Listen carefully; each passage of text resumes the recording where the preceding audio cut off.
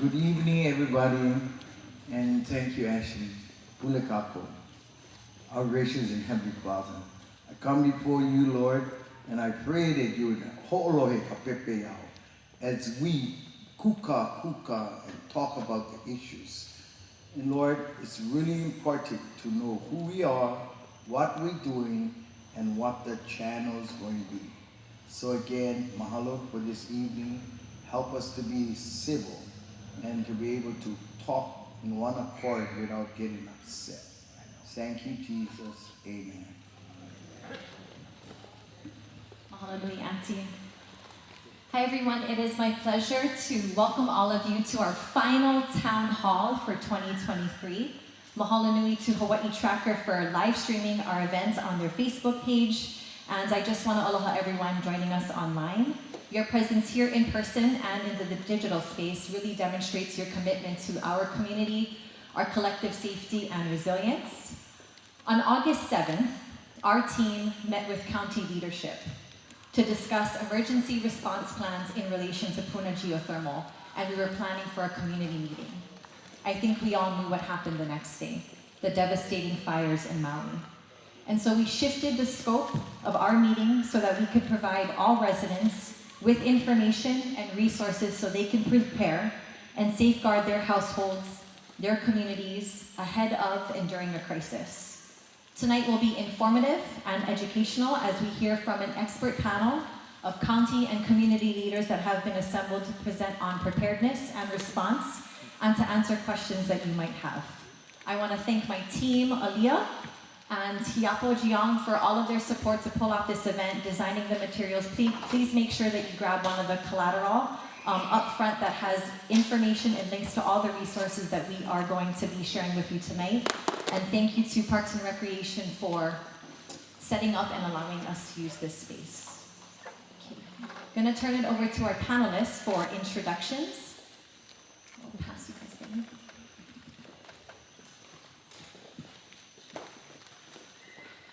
Aloha, I'm Talmadge Magno, Civil Defense Administrator. As Ashley mentioned, the evolution for this meeting, and same thing with us at Civil Defense. We recognize after December 8th, or August 8th, that there was a lot of information that was not accurate in the public realm as far as people understanding how the programs are supposed to work. So tonight, we're hoping to get that information to you all to make it clear exactly how the system is supposed to work for alerts, messaging, the different programs that we have for educating people, for them to make their plans so that we have a better resilient community. So we hope to accomplish that tonight with you all, and also answer your questions here at the end. Thank you. Good evening, everyone. I'm Bill Hansen. I'm an Administrative Officer at Hawaiʻi County Civil Defense. I do plans, operations, community outreach, and the Homeland Security Grant Program for the county. I'm very glad to be here with you. Thank you very much for this opportunity.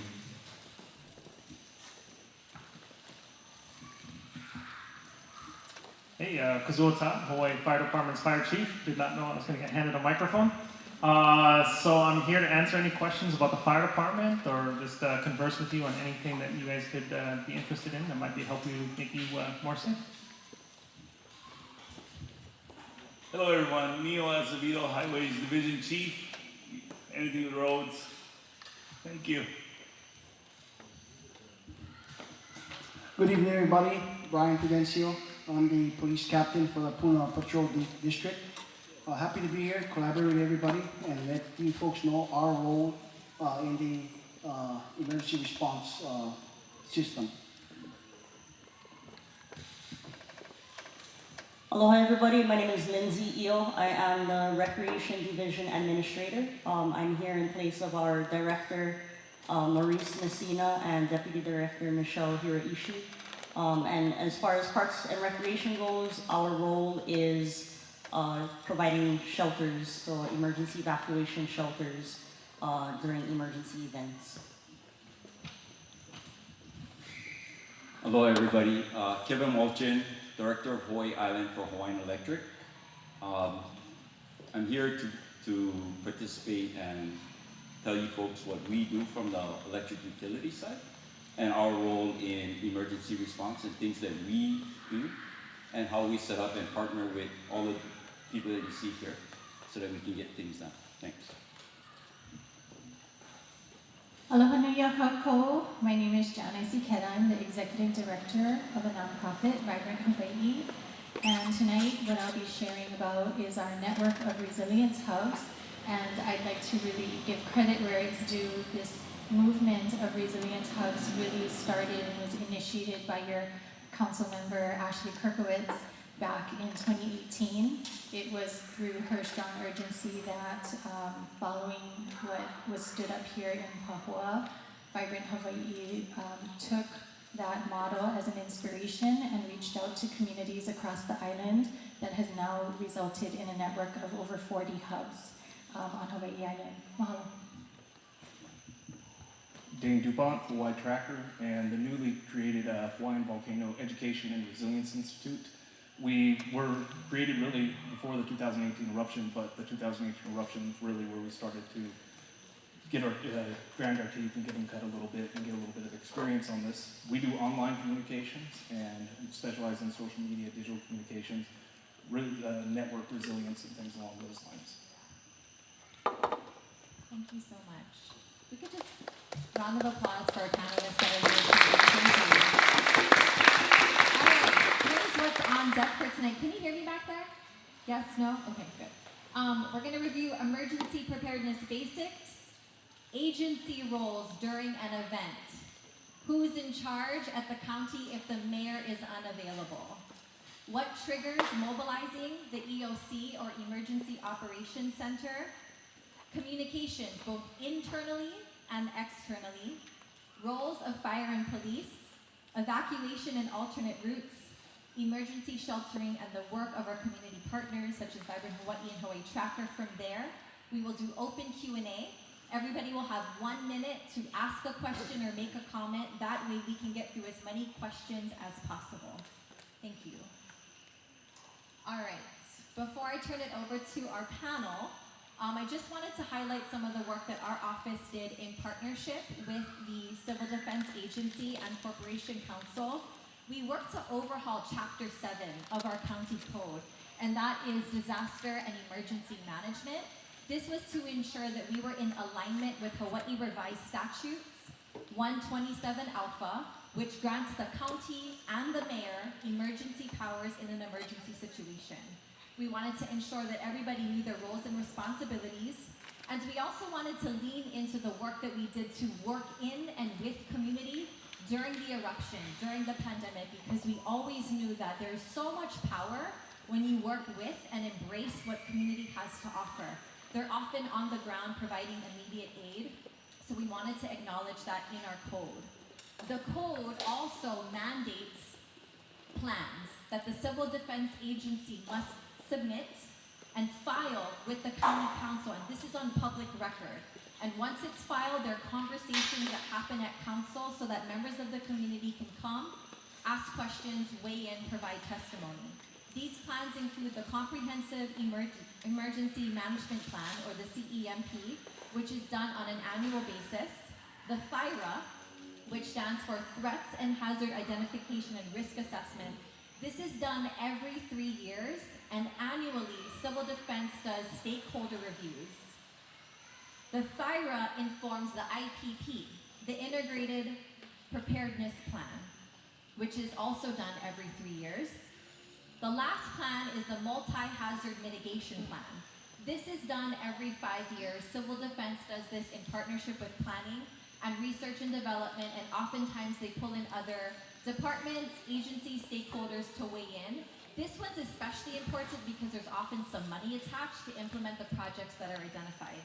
Again, annual reports are given to the council so that Civil Defense is letting us know, letting the public know where they are in updating these plans and implementing them.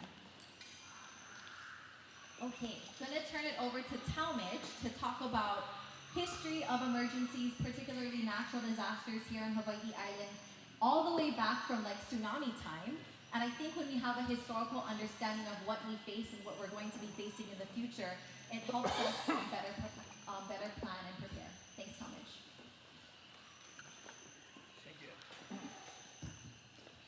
Thank you, Ashley. Also, I just wanted to recognize Ashley and her team for putting this together, giving us the opportunity to outreach to you guys. So thank you, Ashley. So a couple of things I wanted to add to what Ashley presented. The main thing was the multi-hazard mitigation plan. We're going to start on our next review process shortly. And so that also includes public review. So we'll be posting when there'll be public comment period and also community meetings so that you guys can come, voice your For 1 minute. Please voice for 1 minute. Hey, Sarah, he's speaking. Thank you for being respectful. Yeah, Sarah, we run that one a little bit differently. It's an open forum where you talk to subject matter experts and so forth and get your information.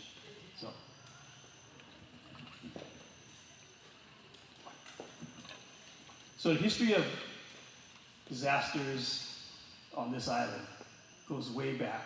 I think we originally talked about just going 20 years back, but that would have kind of cut us short because I know there's generations here now and newcomers that don't even know the tsunami impacts that we have had on this island that are still a threat to us that we have to get ready for. Besides that, we got earthquakes related to the volcanism. We got eruptions, which we experience out here. You got the different effects from the volcanism, the gas, the fallout. On the coast, you have the lays. Then other ones, hurricanes, especially Puna, back when Zell hit this area, or any other high wind events are going to impact this area because of the foliage that's in here and the way our roads are, infrastructure. All those are impacts that we face. And what we're looking at, what's the hot topic right now is wildfire, and we're currently forecast to be into a pretty good El Nino situation with drought. So that's fire related, plus a lot of Puna folks are on water catchment, so that affects us for our domestic way of life, plus firefighting. That's all stuff that we have to consider in our lives, and that we have to consider, as far as our risks and our vulnerabilities. And so, what we're going to show you guys today is how we kind of monitor things, who we work with, and then how the products that we produce so that you get information so you can take action, but then we need you to take the next step. We need you to recognize your vulnerabilities and make plans according to that. How do you get the messages? What are you going to do if you evacuate? Can you evacuate?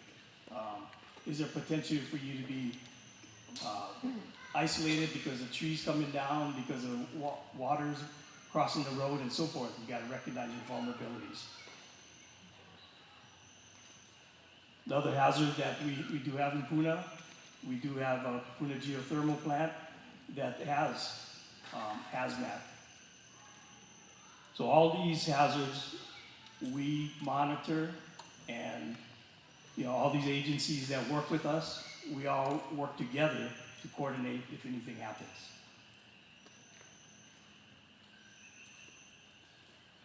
So Ashley, I think that's it for history. Thanks, Talmadge. Going to turn it over to Bill Hansen to review the roles played by different entities from government to community to ensure safety and response. After roles, Bill's going to walk us through emergency preparedness basics. No rest for the wicked, huh? Hi everyone, I'm Bill Hansen again. So I'd like to talk about roles during an emergency. So to start out, I'd like to ask, I remember I went to Costco and I bought this shelving. You got to put it together, it's wire shelving. And then when I got it home, I I sized up the situation, then I started putting it together, and I got the items and started putting them inside the shelf. And I noticed I had to adjust things. So I'm adjusting the shelf, making sure that I can put the heavy stuff on the bottom, so on and so forth. Similarly, when it comes to response, when we have responding agencies, they come in, they take a look at the situation, they size it up, and they make adjustments accordingly. So planning and responding to an emergency takes on that kind of a principle. There's an underlying toll over here in the Hawaiian Islands, especially in Hawaii, of the climate zones that we also have and the types of hazards that we also can face. So as you probably know, Hawaii Island has the most amount of climate zones than any other county in the whole of the United States. That's over 3,000 counties, and we have 11 of the 13, and none of the other counties have that many climate zones that could be represented. On top of that, we have the most types of, or kinds of natural hazards that can occur in our county compared to the other counties around the island. So we have those elements that also work possibly against us as well. But being prepared is not an option, right? Because we have so much going on, it's not an option. So in order to accomplish those things, we need to have teams, we need to have teamwork, and we also have to have this framework or the system that's able to adjust and move according to the type of emergencies that we would have and the level of emergencies that we might have. So the first level of types of emergencies or response that we could have is what we call routine. Things that happen on a day-to-day basis. Things that maybe police might go out to, say that there's a road closure, and then they deal with the road closure. So these are things that don't necessarily involve civil defense at that level. We may have, police might call Neil Azevedo to come out and move a tree because the road's closed because of a tree. But then things can escalate to the next level, which is multiple agencies having to participate in a response or an emergency on the island. For example, now we have Kevin Waldron. He has HECO. HECO has power lines. Also with the power lines, we have Hawaiian Telecom, Spectrum, have communication lines. Those can also, now it starts to get a little more complicated. Now we're looking at multiple agencies participating, responding. That's when probably civil defense will take a look and see if it warrants civil defense standing up what we call the EOC, the Emergency Operations Center. So if it does warrant that, we will stand up the Emergency Operations Center, in particular because it's multi-agencies, and the multi-agencies, we want to make sure that there's coordination over there. When the Civil Defense Office, the Emergency Operations Center, is stood up, we activate the EOC, and the reason why one of the primary reasons why we do that is because we use that as a multi-agency coordination center. So it's not necessarily, are we there to boss anybody around, but just to make sure that we're painting by the numbers and we're getting closure to the emergency responding and then going into what we call recovery. The next level that we could see is something that you've seen already here in the Puna area. You've seen Zell in 2014. You also saw in 2014, same year, you also saw the Pahoa lava flow come down. And then in 2015 and 16, we had dengue fever that was also prominent around the whole entire island, including here. We also had in 2018 the lava flow that went from Leilani Estates all the way down to the ocean and involved a lot of different communities out over there. And then recently in 2019, we had COVID-19. So you can see you've been baptized by fire many a times. You've experienced hardship and emergencies in this area, and then that raises the bar to another level of emergency response and teamwork and team dynamics, which now maybe can overwhelm the resources that we have here locally. So when that happens, we turn to the state. At the state level, we have the governor's office, and we have Hawaii Emergency Management Agency, we also call HAIMA, and they act similar to how we would govern over here at the county level with the mayor's office and with the civil defense office. So those offices up there, just like our offices over here, oversee coordinating of response. We do that at county level, they do that at state level. The mayor's office over here also assuring setting policy for the response and also looking at making sure that funding is available at the county level. The state level, same thing, governor does that, and HAIMA also does that. Now, if the incident gets large enough and it becomes a disaster, then of course we look at a declaration not only coming from the mayor's office, but also the governor's office, but also from the president's office. So presidential level at the federal government, we're looking at policy, procedures, making sure that we can also get funding support through FEMA, the Federal Emergency Management Agency that oversees the whole entire nation. So that's kind of like, if you take a look at a team, you have your core team here, always at the county level, but then you have a backup team that's ready to support you at the state level. And then if that's not enough, we have the federal team that can come in and help us to support. As you probably think or might hear in other places, we hear that sometimes the federal government may come in and actually take over, but that's not the case usually, and that's not the case naturally. Usually what it is the incident starts at the local level and it ends at the local level. So they're here to support us, not necessarily to come over here and take over the operation. That's our responsibility, and we do that, I think we do that very well, but of course there's always room for improvement. So those are the levels of participation when it comes to an emergency, depending on the emergency level of who is going to do what, starting at the most basic level with, say, for example, police or fire, doing day-to-day operations, all the way to something like we've seen play out many, many times, or multiple times here in the Puna area with the multiple disasters that we've seen over in recent years. So that covers the area regarding emergency operations and roles. I'd like to step in over now into the area of preparedness. So I lived in Korea. I worked in Korea for like 18 years, so I learned how to speak the language. It was really a beautiful life that I lived over there, except for one day when I went to the military base and I was participating in an evacuation preparedness workshop. And in that workshop, they handed us some applications. We filled them out. I put my wife's name, my children's name, and then they handed me these tags with string on it. And I said, what are these?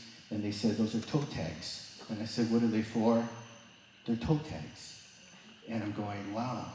So I was kind of dumbfounded because I guess I lived in this innocent world and I really didn't understand just how mean the world could be sometimes, or nature could be sometimes. And so that was basically my wake-up call that day that, hey, not everything can be rosy-posy, right? That we need to be prepared.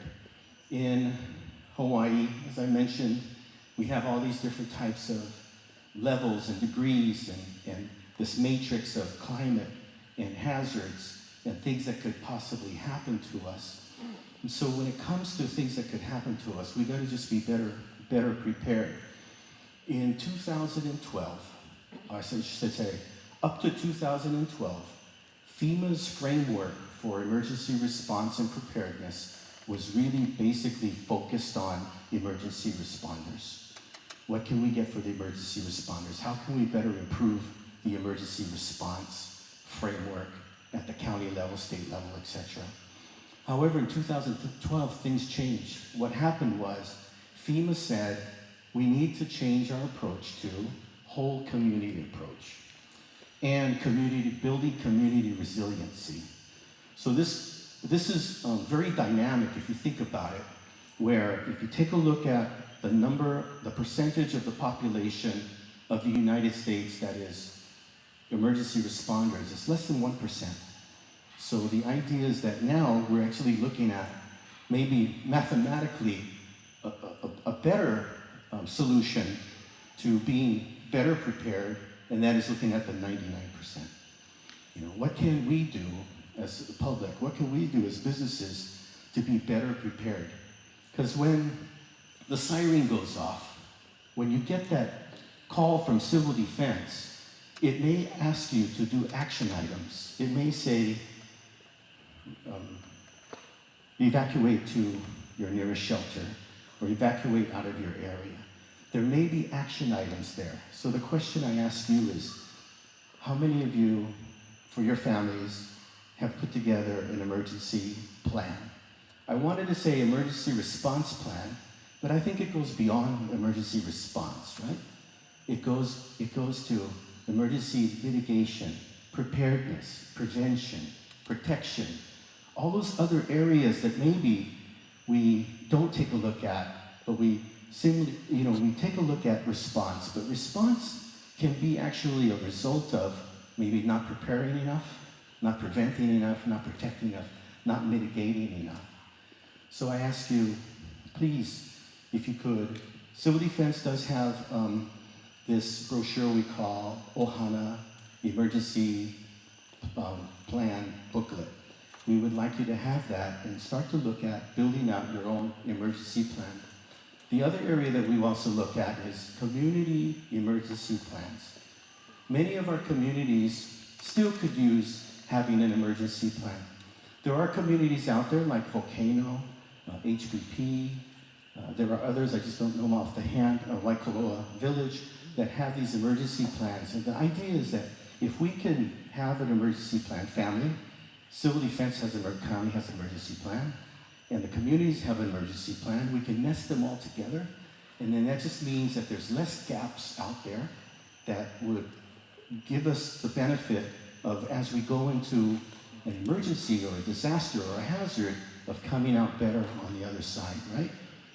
So that's, those are the things that I wanted to bring to your attention. Other than, there's a couple more things, and that is, we also want to try to build out emergency communications at community level. So emergency communications would be like your amateur radio type stuff. So sometimes if we see a disaster could get large enough, it could affect communications. And we would like to have redundancy out there. So we have wireless, we have landlines, we also have emergency, we have amateur radio out there as well. So I want to encourage you to also look at amateur radio and get your amateur radio license if you would. In 2022, 2023, there was a build out because of the 2018 lava flow. We had the hub over here, and then from that idea, that concept, flowed Vibrant Hawai. So just like CERT, just like Neighborhood Watch, American Red Cross, we want you to participate as much as you can in these volunteer groups that are in your community.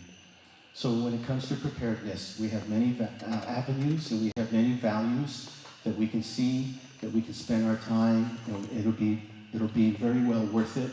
In the words of the United Nations Secretary General Ban Mun-hee, he said that for every dollar you spend in mitigation, preparedness, protection, prevention, you save $7 in response and recovery. So, we can even tie it to monetary value if we just do a little bit more up front, that we can just narrow that gap before we actually go into a response or into a disaster or into a hazard. Thank you very much for your time. Thank you, Bill, for highlighting the importance of collaboration and coordination in times of emergency to prevent chaos and confusion. Next up, I want to introduce our Hawaii Island Director for Hawaiian Electric, Kevin Walgen, to talk about the work that the utility does to prepare for, mitigate disasters, and then restore critical infrastructure. I also just want to thank Kevin and your entire team for everything that you've done to support our community through disasters like Iselle and the eruptions. And also, Hawaiian Electric has generously footed the bill for updating our county's albizia mitigation and management plan. That was something that they had kokua'd after the Ezel event, and we thought it was really important to ensure that we were keeping up as a county with mitigating that invasive species. So thank you for your generosity. Thank you, Ashley. Thank you all for allowing me to speak to you folks on preparedness and emergency response tonight. First and foremost, from our side, similar to like what Mr. Hansen said about structure and setup, we, the utility, also follow what they call National Incident Management Structure. So when Bill was talking about all the different pieces, that's kind of like what he was referring to.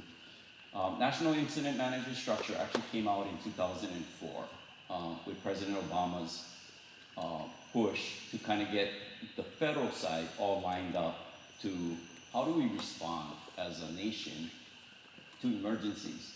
With all the different hurricanes that was happening and all the different things that was happening in the US, they needed to come up with a structure that all of us, no matter if we talked at the federal level, if we talked at the private level, whether we talked at the government level, we all talk the same. Because at any given time, none of us can respond by ourselves. There's none of us that can attack an event, a large event, by ourselves. If it's a small event, our agencies, our different groups can respond to small things. But individually, it's impossible to respond to large things. So we all depend on, like what Mr. Hansen talked about, the county level, the state level, the federal level, to responding to large incidents. So they came up with this structure, National Incident Management Structure, and that structure put into play different parts of the organization that is essential for us to talk so that we can coordinate and collaborate across all agencies. So Hawaiian Electric does that. Funny enough, and I'll go through history and I'll talk this through and then I'll get into the preparedness piece. But we started off with what they call incident command structure. It was the first attempt at some kind of structure that allows us to respond. And the reason why we went that way is because we deal with oil, and oil can spill. And when oil spills, we need to work with National Guard, we need to work with the Coast Guard, we need to work with the harbor state. So this allows us to kind of coordinate the effort amongst these different agencies that allow us to deal with the oil spill. So our first attempts at responding came out of that requirement and necessity. That then evolved into responding to hurricane, responding to tsunami, responding to different types of events. And like I said, in 2004, when President Obama made this declaration, he made so that NIMS would come into play. Now, NIMS is a big thing. Every agency, federal, state, county, kind of use this structure to kind of respond. And we at Hawaiian Electric use the same structure. So when we respond on an incident, we use that, and we have people that sit in the different roles, and we kind of respond when we're as one unit. And then when we tie into civil defense, and luckily civil defense stands up, they say we have this incident, we have people that fit into the roles that kind of support so that we all talk the same language. So very important system. If you guys get time, you look it up, if you Google it, you'll find National Incident Management Structure, you'll see it's very organized, very structured. So that's how we respond. And I'm doing a very high level. Preparedness, and thanks Ashley for mentioning the albizia mitigation piece. In 2015, we did put out, after the Hurricane Ezel, and it was a team effort. It's not us that did it, it's us together with the county, together with the state DOT, with Big Island invasive species, got together, and with Repo Nishi, got together and kind of talked about how do we respond to this thing that we just came through, which was Ezel, which is albizia trees, which grows, 12 inches a month. Think about us a lot. How do we respond to that, right? What do we do? Where do each of us as parts of the organization, parts of the community, deal with this piece? So we came up with a plan And that plan, which was put together by SSFM for us, came up with a 5-year plan to go ahead and each of us, our organizations, address albizia trees.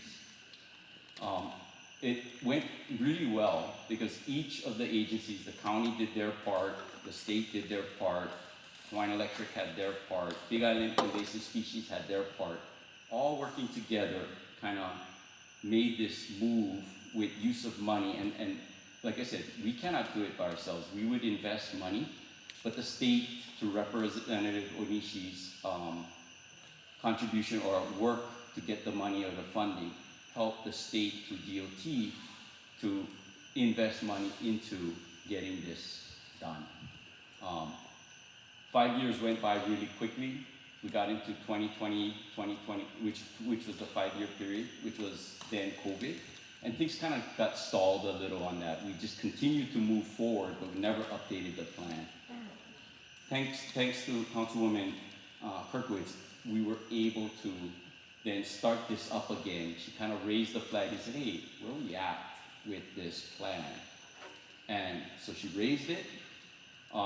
We hired SSFM again, and SSFM came in and built the revised plan. It's called an updated plan for the next 5 years. So thanks to Councilwoman Kirkwood, you know, it helped us to kind of resurrect this plan and get it back into play, because unfortunately, you will, in our current state, albizia trees is everywhere, right? And it doesn't just go away. It takes a village to kind of address the things that happens with albizia. So we continue to cut in our zones. County continues to address the ones in their zone. The state highways addresses the ones in their zones, and together we kind of work that way. But again, when we look at this plan, we also count on the various different landowners to do their parts as well. So, you know, never gonna make it disappear, but if we do our parts, we should be able to keep it maintainable. I don't know how else to put it, but that's preparedness from that perspective. Second way we prepare is we did put into for funding from the federal government for hardening. And we was awarded that through Department of Energy, $95 million across 5 islands for using $95 million federal funding, but we gotta match that. So dollar for dollar, the Hawaiian Electric has committed to matching this $95 million and investing in hardening our infrastructure, hardening our transmission, hardening our distribution, looking at places where it makes sense to underground if we have to underground, but also realizing that you cannot underground everything because the cost is so expensive. And if you look at everywhere we have, I mean, you just take this island for instance, this is 4,000 square miles. This is bigger than parts of California that they deal with. We are that big. So you can't underground everything just because the cost becomes too cost prohibitive, but you do also want to make sure that you do the places where it makes sense. So part of that money is that. It's $95 million from the federal government. On top of that, the next part of preparedness that we're looking at is we look at these partnerships. Yeah, I mean, we look at all the people on the panel. Every single one of them we depend on from the Hawaiian Electric side to kind of partner with, so that way, when they need something to help the community, we're there to help. And when we need something for them to help us to help the community, they're there to help. So when you look at this panel, the panel actually consists of every part of the agencies that we depend on during emergencies so that we can respond and respond back to helping you folks. So that would be my part, Ashley, and I turn the mic back over to you. Thank you, Kevin. Okay, Thomas, you're back up. Good information leads to good decision making. He's going to talk about what triggers mobilizing the EOC and then getting into the communications piece. How does county agencies stay connected through all kinds of situations? And then what are the official platforms of communication that you use to ensure that members of the community are tuned into the latest happenings and updates that are coming from civil defense? Thanks so much. Thanks, Ashley. So everything is kind of tied together. The laws that Ashley brought up, the programs that Bill spoke about, basically point to the mayor in each of the counties that they're responsible for setting up an emergency management civil defense office. And so we're tasked with doing that from the highest level of the county leadership. And what we have, the EOC, Emergency Operations Center, what is this facility? Well, it's a facility that, each facility or municipality designs, there is some standards, but you want a place that has room for enough people that they can coordinate events. You have products in there, whether it's eraser boards, electronic boards, a lot of phones, and then also our communications piece as well. And so, long before the EOC is activated, we bring our partners, other departments into the EOC for briefings, for work, for familiarity. Like next Monday, we've got National Weather Service. They will come in for their annual wet weather briefing. And we know already we're going to El Nino, so that's going to be significant to hear from them what we can expect. So from that point, we start planning what mitigations do we need to put into place. Already we started tracking what's the level of the water haulers. How busy are they right now? Do we need to ask the water department to open extra spigots? That's all the kind of thinking that we're doing that leads to eventually opening up the EOC for activation.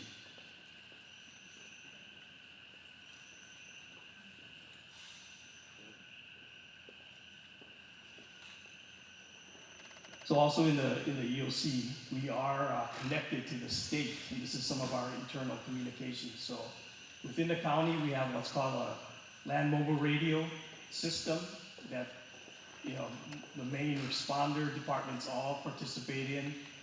That system is backed up by a microwave backhaul that kind of has a redundant system in it that supports that. Each of our repeater sites, we've got probably over 22 sites throughout the island because you can't go over this mountain, you gotta go around the mountains. Each of these have backup power.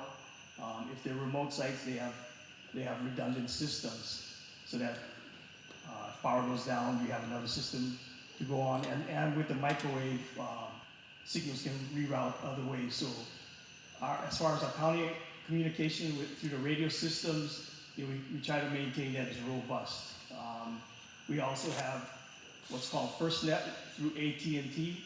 That's a first responder emergency management priority list that they provide nationwide. They've got the contract for the next 20 years. So we participate in that as a county. We also have, I think Bill mentioned it, amateur radio capabilities. And of course, internet and so forth. Also internally, we have connections on this national system, but internally within the counties, we call it HAWAS, but it's the Hawaii Alert Warning System that we pick up the phone and we can talk to other counties and their EOCs. And also we have that satellite link for each other. And all of our EOCs have backup generators as well. So backup generators, we got our own support equipment for our computers. If things go down, we maintain our information. So the next piece is very important. That's what I was kind of referring to earlier as far as emergency alerts.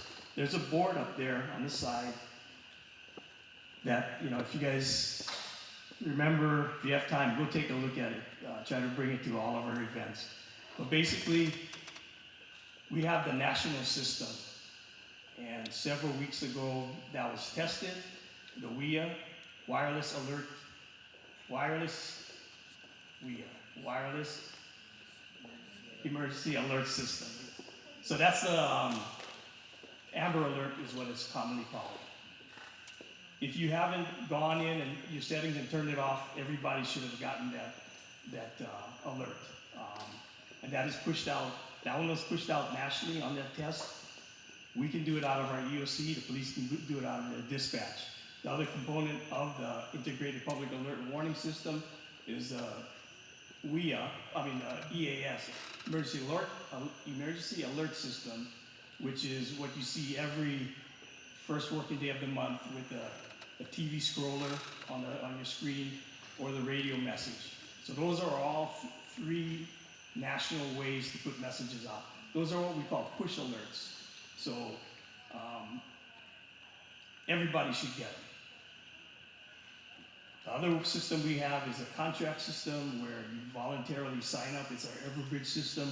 We have a little bit more, I guess, flexibility, so we can use that for information as well as the critical alerts, but we can share more information on that. The other three systems I talked about, the national systems, have strict guidelines as far as character limits, what you can use them for, and so forth. So, highly critical systems. And the last thing I wanted to talk about was the siren, the outdoor alert system. The sirens are used to alert you through that tone to go to one of those other systems, your radio, your TV, your computer, however you choose to receive messages. That is alerting you to go to those instruments to find out, to get the message, what is going on. And it is an all-hazard alert. We can use it for fires. We use it for Leilani eruption, tsunamis. The evolution of it was back, the 40s. It was for air raids. Then it kind of transitioned into tsunamis. So it's all hazard. So again, go look at that board and it explains that. It's got the QR code, the website, so you can sign up as well. Thank you. Thanks, Talmadge. And all the information Talmadge shared, you can find on the back of the collateral sheet. There are tiny URL links and QR codes that you can scan to sign up and subscribe and get more info. I would like to invite our Fire Chief, Kazuo Todd, and then our Puna Police Captain, Brian Prudencio, to talk about the work that they do to support efforts within the EOC. Often our fire and police are providing on-the-ground assessments that helps to drive a lot of the decision making. So wanted to make sure that we were holding space for these critical partners to share what they do to support preparedness and protect the community. Fire one. Hey, how's it going? So obviously you guys see us every now and then, maybe driving back and forth along the road as we're taking personnel or people up to the hospital. Probably the most common thing is our ambulances are out there. So the Hawaii Fire Department spans basically three major areas as far as response. We are your ocean lifeguards. So all the beaches that have lifeguards at them are run by the fire department. We're your EMS system. So we run 16 ALS ambulances. And then we're also your fire response. So we're also the fire department, then we come in the big yellow trucks, and occasionally some other colors because we're, taking some that, in any color that wants to get donated, we will take it. Pink, it's fine. So right now, that's our primary roles. You should also know we also have two stations that are rescue oriented. So the Waikea Fire Station in Keaukaha and the Kailua Fire Station out in Kailua. Are our rescue stations. So they have our choppers that will come up and pick them up, and they'll take them out and drop them off in the middle of the ocean to go help people that have gotten stranded. If a boat, capsized or sunk or something went wrong, or, a big wave that came in and sucked people off of the cliffs if they're picking opihi or just fishing or stuff like that, we'll go out there and rescue them with our choppers. We do maintain 2 choppers. Currently, 1, 2, 3, 4 boats or something like that. I've got a couple broken ones that I'm working on. And a variety of jet skis, ATVs, UTVs, trucks, fire trucks, brush trucks, water tankers, you name it, we probably have it and are working to keep it maintained and out there and responding to the public. In addition to the normal stuff, we also run 2 hazmat stations. So if there's a hazardous spill, potentially at PGV or other locations like that on the island that are carrying chemicals, we are the primary response to go and stabilize that situation. And then later on, we'll go and deal with issues in terms of turning it over for actual remediation in the long term. And in addition to that, we are also out there doing prevention. So once a year or so, we go and visit almost all the K-6 schools on the island, and we have a firefighter safety guide. You might have seen it when your kids bring it home. It's like a coloring book, and the goal of that is to help them plan with you a egress from your house if there is a disaster, such as a fire in the house, to make sure you check your smoke detector. So Fire Prevention Week was not too long ago. And then we also work in with our basically partners here and the rest of the table. Primarily civil defense is probably our biggest connection in that whenever there's anything major going on the island, the EOC stands up and fire will send personnel to work in the EOC as a liaison between our units that are out on the scene.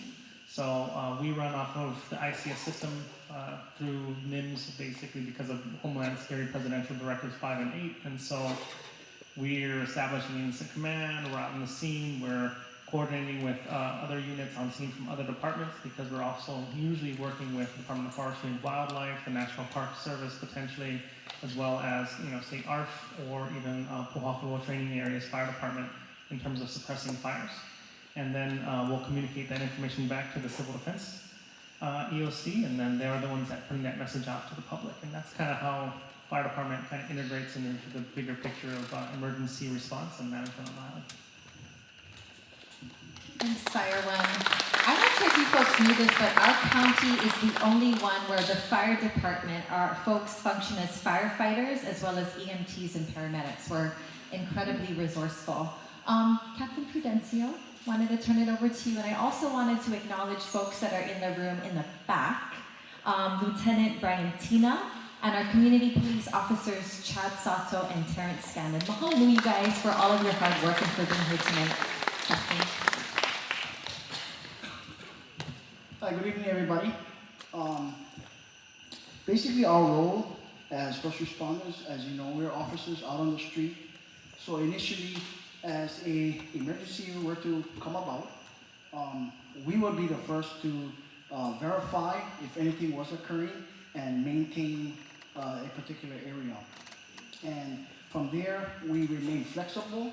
EOC, in the event the EOC stands up, we also have a liaison in the EOC and along with other agencies, and we'll collaborate. So basically, like Fire Chief Kozul said, we take directions from, I would say, the subject matter experts, which are our civil defense, and we'll go from there and work.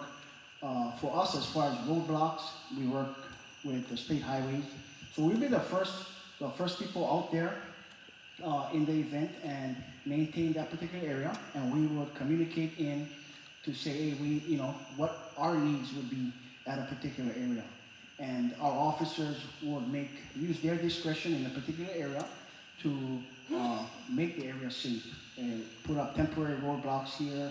We need to evacuate if certain areas, people out of an area, and then we'll maintain the area and again communicate back and take direction from the EOC.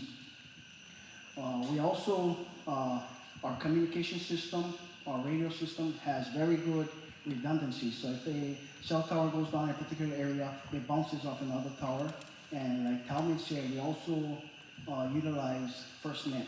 So our officers will have priority cell coverage in the event radio systems go down. We also do maintenance.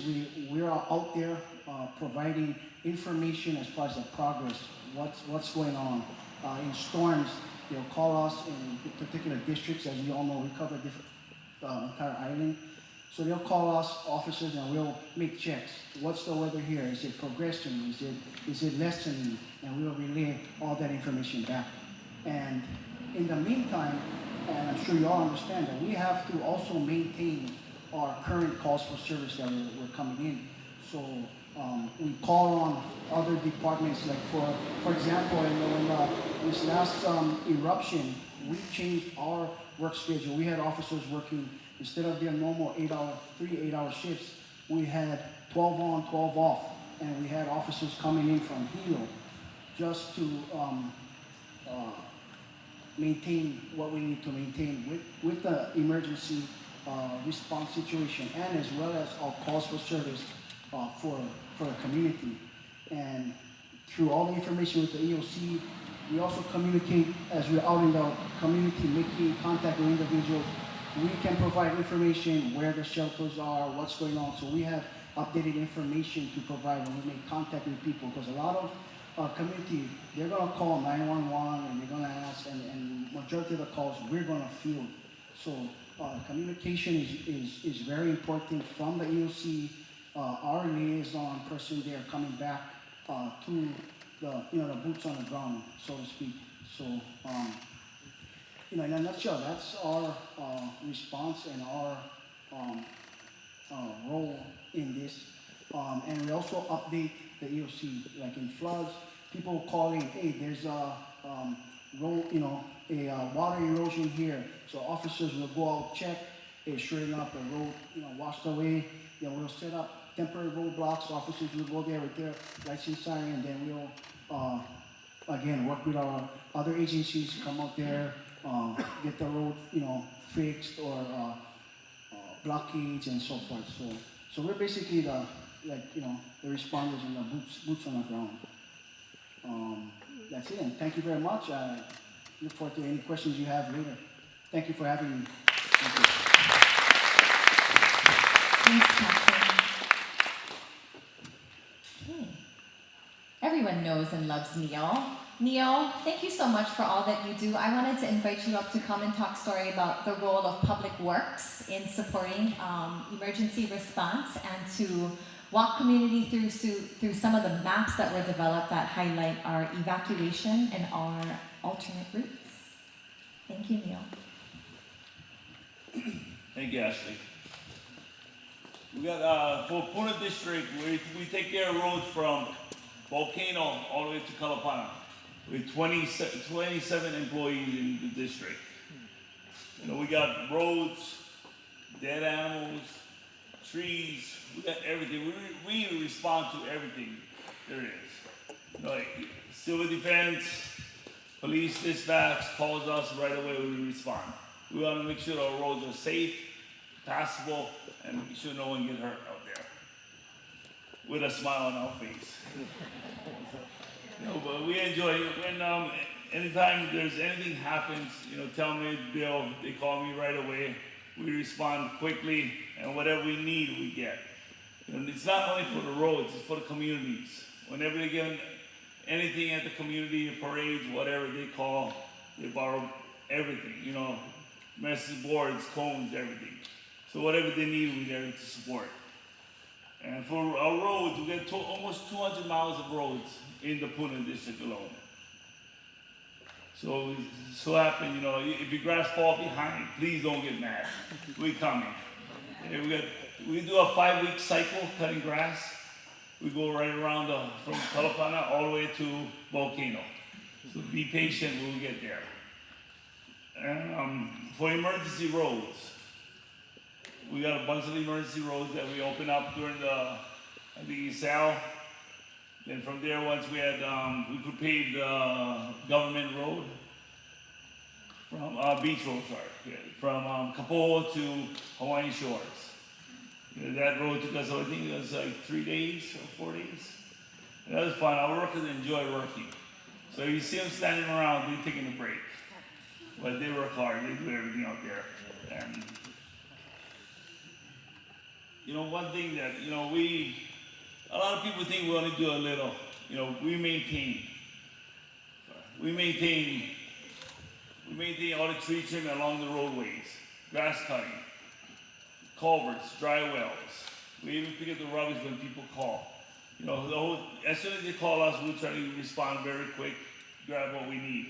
I know Mr. Yoba always call, You know, we take care, thank him for picking them up, cleaning up the community. You know, thank you. And I'm not sure what else, you know. Okay, got it.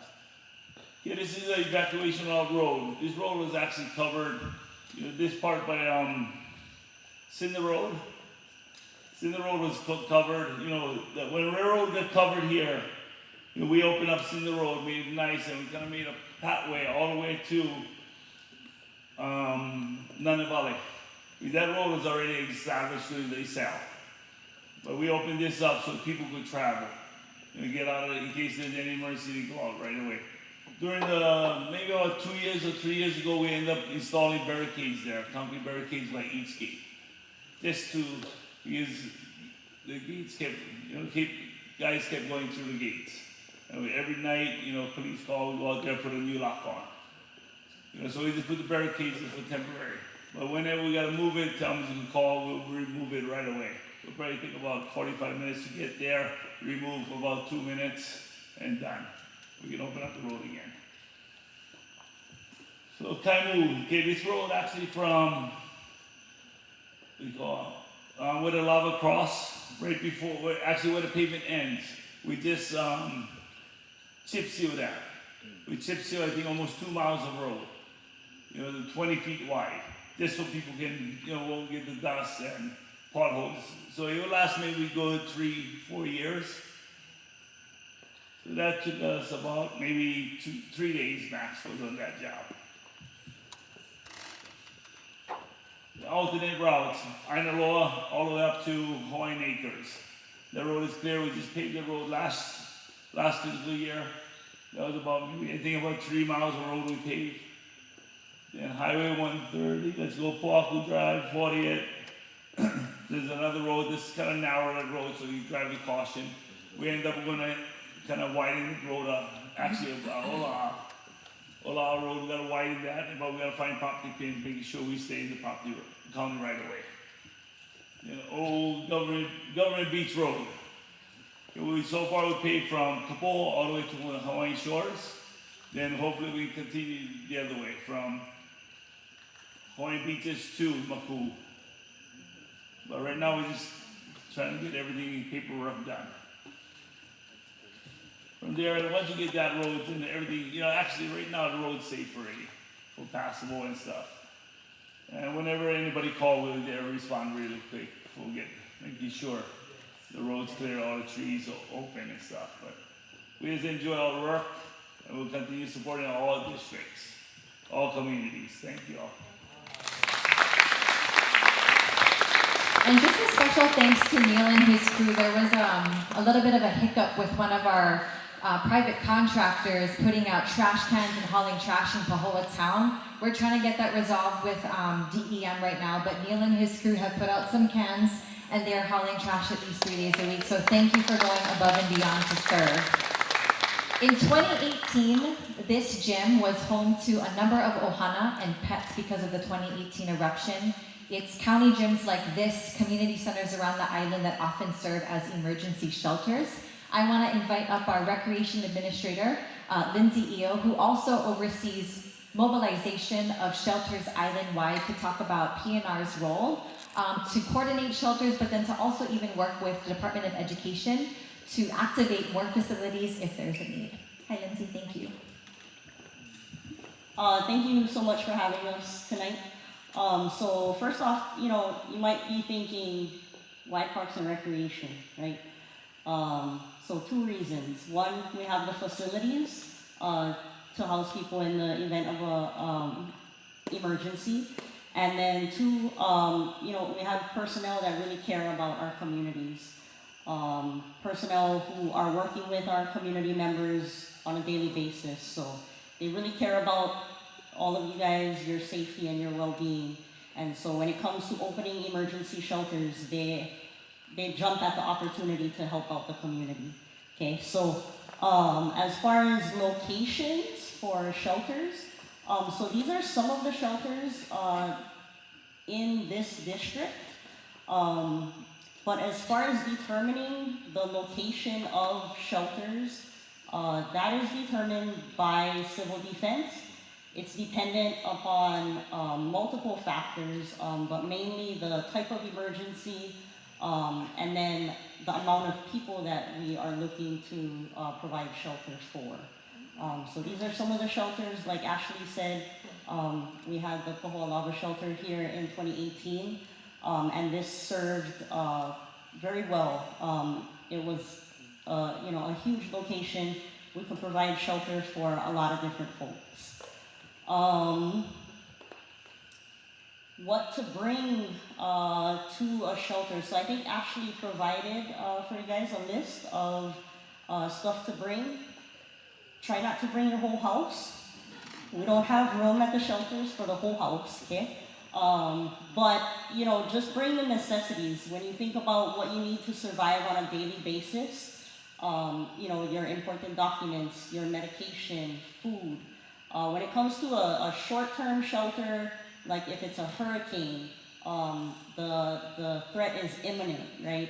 You want to bring food because we're not able to provide food at that point. We just provide a safe space. So you bring food, medications, just the necessities, okay? When it comes to a long-term shelter, then that's when we start to partner with other organizations like Vibrant Hawai and Salvation Army.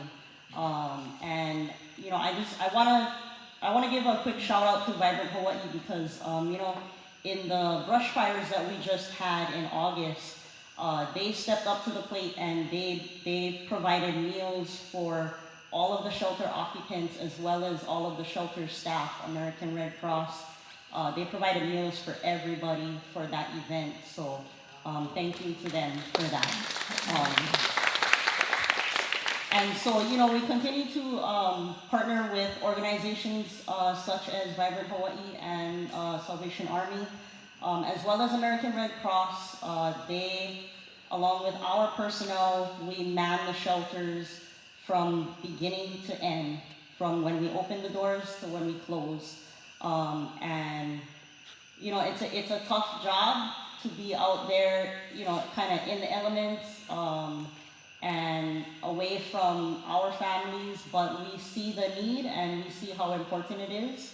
And so we're happy to help in any way that we can. Was there anything else? Okay, thank you for having us.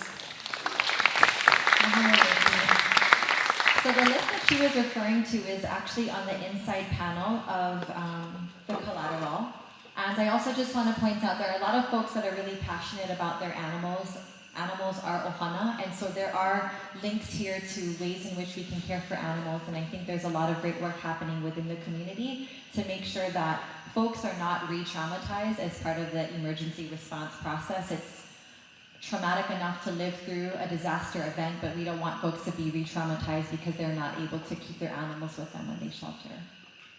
I'm proud to introduce Executive Director of Vibrant Hawaii, Janice Ikeda. Vibrant Hawaii is a community-driven organization that helps residents to increase resiliency and have a sense of agency to create a Vibrant Hawaii. I'm really proud of the work that they have done to bring forth a network of resilience hubs that helps communities to mobilize during times of disaster. And they've also recently launched a resilience network, which allows for local businesses to be part of disaster response and coordination. Jan?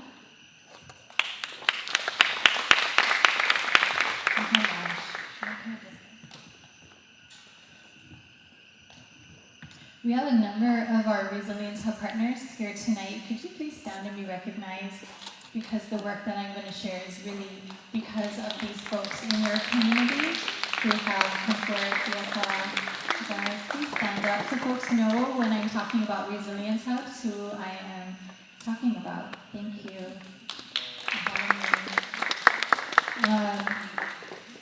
In partnership with our hubs, I just want to give you a high-level idea of the way that hubs engage to build resilience within community. In partnership with our hubs, we have launched digital literacy training programs. Maybe some of you attended it over at the Nana Valley Hub and handed out free laptops. We were able in a 90-day period to reach 300 community members. In partnership with our hubs, we launched 2 refrigerator trade-up programs where we provided, you bring in your broken old refrigerator and you trade it in for a new one. We did that twice with our hubs in this area. Just this past summer with 9 hubs in Puna and Puna served 1,000 keiki over the summer months, with 6 weeks of fresh produce sourced from our islands, supporting local farmers, and shelf-stable food items to ensure they had food security over the summer months. This summer, again, in partnership with our hubs, we had our first Resilience Hub Summit along with Civil Defense, where community members trained in the various phases of emergency management. We learned to utilize tools that will allow community members to provide real-time data and real-time information for situational reporting before there is a weather event, and provide damage reports following a weather event, and conducting community needs assessments so that we're able to get resources where they're most needed. These tools are housed within a GIS framework, which feels really fancy and advanced, but is created in a way that's very accessible to community and provides really good data for that decision making and resource allocation. This year, some of our goals is to really dig deeper into tools like that, using that GIS backbone, so that we can ensure effective and efficient volunteer management and donations management, so things get where they're most needed. We're really excited to launch a resilience training center. We have 2 retired fire personnel who are helping to lead this work. Just last month, we graduated 10 new first aid CPR instructors, 2 of which came from the Puna area, and next month we will graduate an additional 10 instructors, for a total of 20 new instructors who are all committed to providing free first aid CPR certification for folks around our island. So that's super exciting. We continue to build off of the movement of mental health first aid in communities. Since 2018, in partnership again with many of you, have certified well over 1,000 of our community members in mental health first aid, and we're just looking forward to what we are able to do together beyond. I think I included a couple of QR codes if you're interested in learning more about how to join the Resilience Network as a hub, as a point of distribution partner in supporting things like Kaukau for Keiki, or perhaps as a business in our Resilience Alliance, in being able to coordinate not only information but best practices amongst businesses, and be able to support communities in times of disaster. If you have any questions, I'm happy to stick around at the end and answer. Mahalo nui. Thank you, Jen. Just special shout out. Her partner is Darryl Oliveira, our former fire chief and former civil defense administrator. He has answered the kahea to help Maui in this moment of need and crisis. And so just big heart and aloha to Janice for all of her support and aloha. Thank you. Okay, our final presenter, where'd he go? Okay, there he is. He's ready to go, chomping at the bit. Hawaiʻi Tracker is another important tool in our emergency toolbox, so just wanted to bring forth Dane DuPont. He's one of the co-founders of Hawaiʻi Tracker alongside Philip Ong, and so we really appreciate all the work that you do to keep our communities informed and engaged at all times. Thanks, Dane. Thank you, Ashley. Thank you, panel. Thank you, everybody that tuned out today. I'll try and make this quick. I'm sure a bunch of people have questions. That's all these fine people on the board. But Hawaiʻi Tracker, I think many of you would probably be members of it at this point. We started in 2014 to the Pu'uo'o eruption when it crept over the Pali, came down to Pahoa. But really took off in 2018 with the really dynamic situation that eruption presented us, where we had information changing hour by hour, minute by minute in some cases. So it was a collective effort involving most of the community to try and get information sorted, crowdsourced as we call it, to be able to provide real information about what's happening on the ground in a very fluid situation. So we are mostly a digital platform. What we do is all in the online space, on the internet and social media. we are a public group, but it's private to join. So anybody can go and see the information that gets put on there. So if a big earthquake happens, we'll be talking to civil defense, we'll be passing their information on to there. But in order to interact, in order to comment on it or make your own report or make your own post, then you have to be approved to do so. So we have like a screening process. This isn't really just screening against the community, it's mostly the internet's just infested with bots that come across, and we try and protect our users from spam and malware and the tricks of the internet. Essentially to create a safe place where people can go in a disaster situation to help share information around.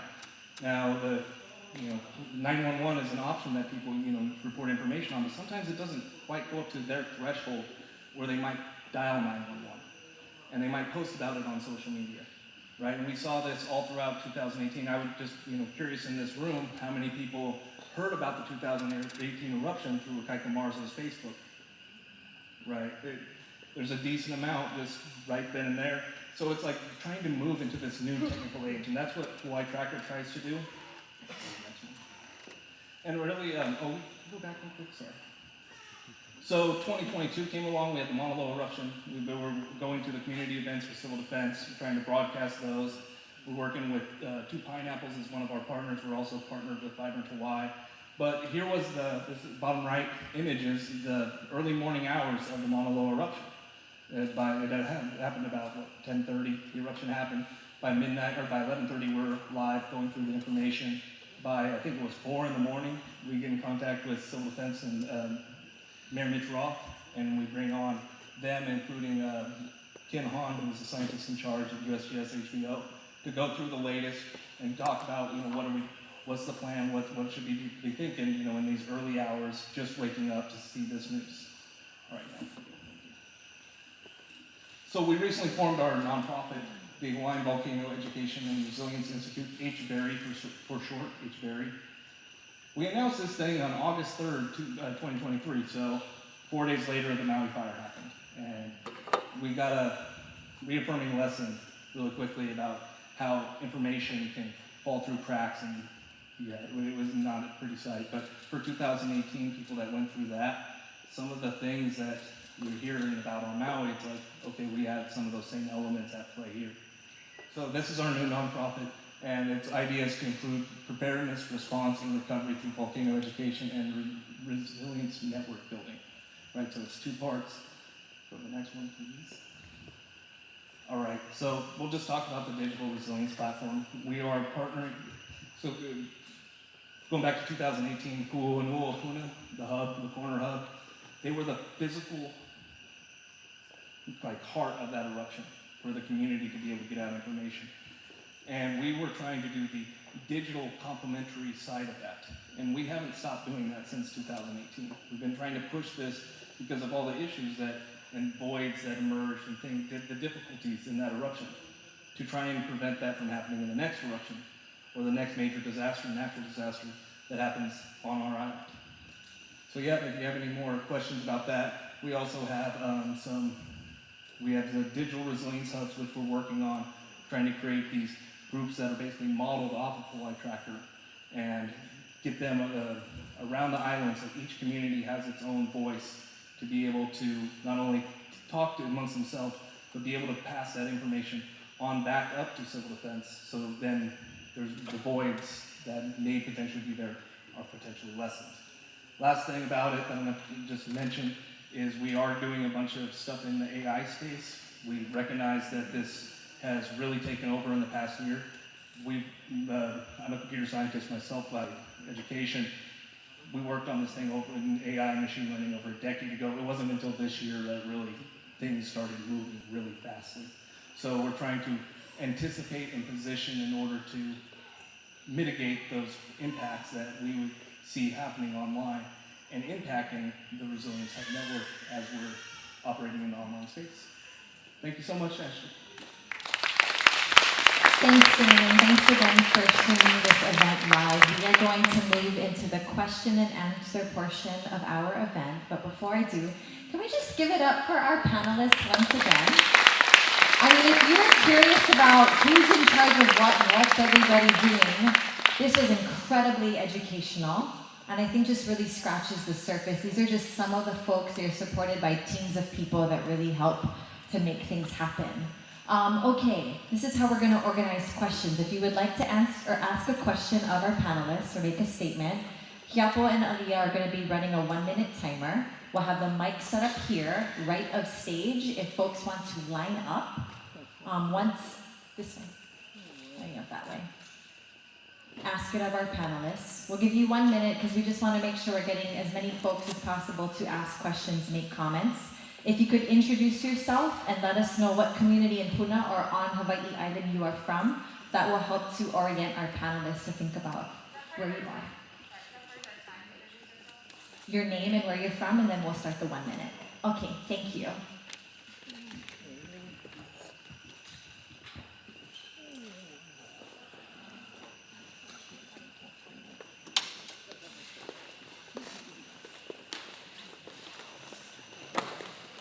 Testing 1, 2.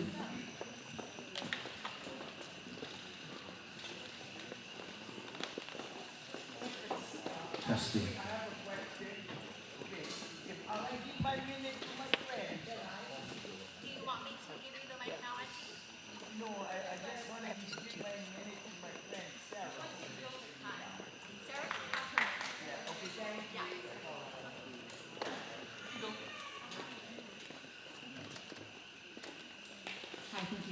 I'm a community resident. I'm also a doctor, and more importantly, I'm a critical thinker and a really good deductive reasoner as well. So I have a very simple question, a yes or no question for 4 individuals. So if I could just ask the question, you could just respond, and then I can go into the rest of my question. So are any of the departments that I'll ask familiar with the geothermal public health assessment that was submitted by Peter Adler in 2013 to the police department? Are you familiar with this report? The Adler report, the geothermal public assessment. Okay. To the civil defense, are you familiar with this report? I know of it. Okay. Have you read it? No. Okay. Ashley, have you read the geothermal public health assessment? Okay. And then to the fire department. Okay, thank you. So within this, as a doctor, very importantly, what it is specifically to do is to get information from the public. So just again, to expedite the information, what they found is that geothermal operations carry health risks. That's just a fact. The risk from geothermal production in the lower Puna exists. The actual extent of the impacts of those risks remain unresolved. What is known is that hazardous chemicals are brought up by PGV. PGV adds industrial chemicals to the mix in their process and then seeds the composite fluids back down. However, fluid inevitably escapes to the air, water surface, and into the surface level. Harmful effects can also be understood through better monitoring of reliable health data. So that's the main effect of that. What's important from this is that whose responsibility is it? So when looking at the different types of information and recommendations, the most important information and recommendation is that we need to establish better monitoring. So current monitoring systems and protocols are inadequate and must be substantially improved. Because responsibility of the monitoring and reporting of exposures is decentralized across different agencies, an effective communication protocol, especially in the event of an emergency, is also essential. The County of Hawaii, the layer of government closest to the day-to-day lives of citizens and the health and welfare of the citizens, must take precedence over geothermal interests. County of Hawaii needs to ensure that reliable gas particles, meteorological, noise data, and is readily available to its citizens in near real time so that residents can make informed decisions to protect themselves from fugitive emissions. This is also available on the geothermal website as they reference it as their geothermal public health assessment. Thank you, and please read it.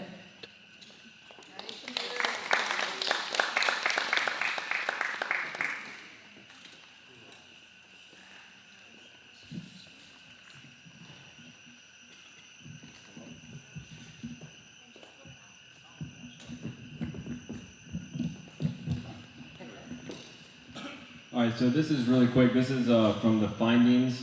In August of 2000, the EPA put out on Puna geothermal venture and the emergency response to that. And they said that any plan should include a procedure allowing the Pahoa substation of the Hawaiʻi County Fire Department to make emergency decisions such as sounding sirens. The Pahoa substation could then manage the emergency until personnel from Hawaiʻi County Civil Defense have time to arrive and take command. This could shorten the time needed to alert and notify the public after release.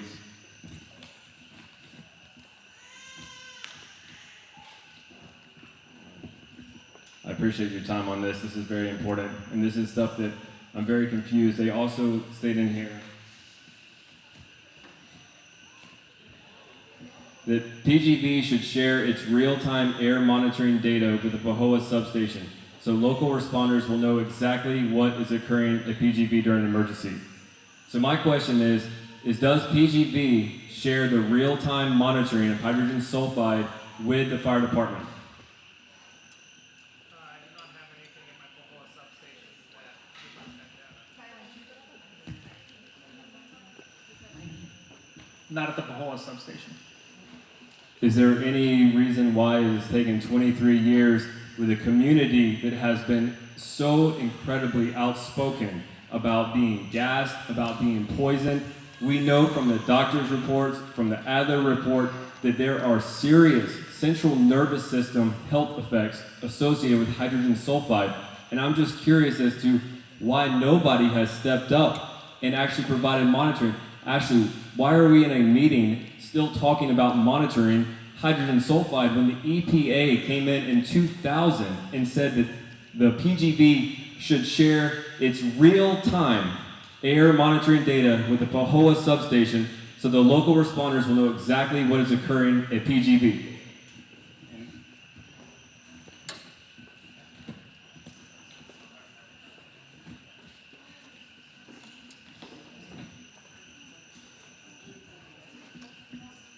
So I guess my question to you is, when are the monitors going to come in? So who you're asking? I'm asking the fire department. So my understanding is they already do monitor the air. The air monitors are all around the facility, and they do send that data out to the public so that anyone can go online and read that. And your question to me was whether or not the Pahoa station is actively monitoring that, and the answer to that is no. The Hawaii Fire Department does not currently actively monitor PGV. Will you support the monitors coming in for the public to have real-time data? My understanding right now is the public already has real-time data, that they're online. You just told me that you do not have real-time data. How does the public have real-time data? No, my understanding is that PGV has real-time monitoring, which they release to the public in real time. It's still their monitors. Yeah. So it also calls for having a joint command in event of an emergency and monitors around the facility. So you're saying the county should pay for the monitoring? Correct. This is a life and death health and safety issue. And the fact that it's been 23 years and the residents and the people down here are still fighting for hydrogen sulfide monitors, it just seems like it's a little bit negligent. This has got to stop. I just want to know, you've been in meetings that I've had at my office, so I hope you're not going to dismiss the fact that our office is actually trying to implement the Adler report, which was published in 2013, not 2003. And we are working with our county partners to do this. It's not like I can go on Amazon and just shop for a monitor overnight. There's county procurement. No, but I want you to know that I'm working hard. Before me, folks weren't looking at the Adler report, so we're trying to do a lot to ensure that folks that live near geothermal actually have handheld monitors that they can have it there at their homes. And we're looking to make sure that we can have a more comprehensive monitoring system that was identified in the Adler report. We're also working with USGS to do groundwater studies and creating curriculum so that members of the community can work alongside USGS to do their own water sampling and data analysis. So we're working, we're trying, and I just want everybody in the community to know that our office is trying our darndest to do something about it. Mahalo nui. Next speaker. Thank you.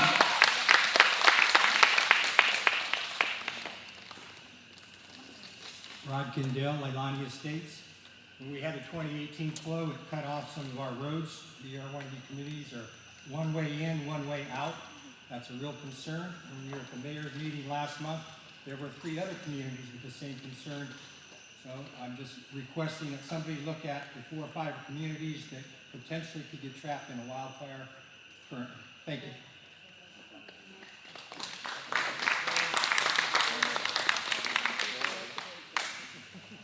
I want to thank everybody for your input.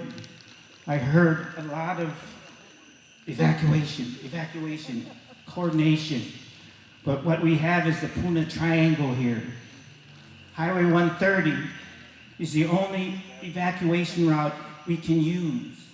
Highway 132 goes right past PGV. It's worthless for us. I live on the north side of PGV, and I'm dead. In my community, if PGV blows and the wind's coming from the south, I'm dead. There's no way out. Not just me, all my neighbors. And here you guys are talking about how many years? Evacuation? I worked at the Department of Education 30 years, last 24 is protecting the keiki, staff, and community. This is a failure. You're going to kill us all. There's no way out. There's no way out. And it's Puna, if the wind, I mean, it's like you spin the wheel on the game, which way the wind's blowing, that's where it's going to get the poison. I know it. I assessed it. I did that for 24 years at the Department of Education, assessing safety issues, health and safety. When I looked at it, I go, oh man, I'm dead. I'm dead. I requested that they shut down PGV because I'm dead. I don't want to die. 67 years old, I made it this far. Not by being stupid, but being smart. Akamai. You guys gotta save our lives because PGV don't care about us. They're not giving us any data. April 14th, 15th, and 16th, they poisoned me and my family. The wind's coming out of the south, no way out. Highway 137 still blocked. That's the evacuation I needed to get away from the south wind. Pohiki boat ramp is another evacuation route. That's not even done yet. That's what I assessed. 24 years with the Department of Education protecting our keiki. Which one of you guys know how we can get out? There's no way out. One road, like Lahaina. Just like Lahaina. We're all dead over there. 2,000, and we're talking 60,000, 30 to 60,000 people that live in that Puna Triangle. We're dead. No way out. We're waiting in line with the circles. We're waiting in line. But what are you guys doing? Protecting us? Protecting PGV. Where's that data?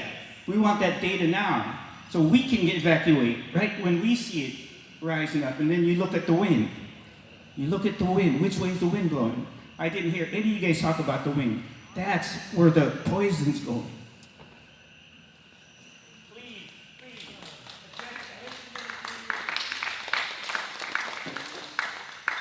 My name is Dave Kaiser. I live in Nanavali. By the way, I'm still recovering from chronic fatigue from the cell blast I took back in 2014. And speaking of that debacle, 2.5 weeks after this cell took down a lot of trees, we had a no-name storm that the Weather Service would have never have believed had there not been one hell of a lot of insurance claims specifically for that date and time. My question is, would the county be able to set up a miniature network of weather stations, just an anemometer, wind vane, and a rain gauge that could cover the area that would be, so if the storm came through and it missed all of the weather stations we have now set up, it could pick it up, because nobody will believe it. I mean, people are running out of money. There couldn't be any more insurance claims. That'd be the only way they'd be able to believe it. And now that was one question. And the second one, for the fire guy, I was with the Riverside Fire Lab at PSW in California, Riverside, California. And part of our research we did was we needed to do fuel moisture for before a prescribed burn. I once asked some of the firefighters here in Puna if they ever did fuel moisture readings, and said, yeah, we'll get out the Kestrel. That's humidity. That isn't looking at the moisture. So during a drought, you're going to want to know how flammable your forest and your vegetation is going to be. Because if it's too dry, we're going to turn into another Lahaina. And I would not like, I really don't want to see that kind of thing.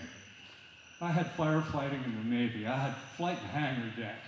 Fortunately, I didn't have to go to the below decks. Up on the deck, it's scary as hell enough. I can assure you of that. Okay, well, there's the next victim.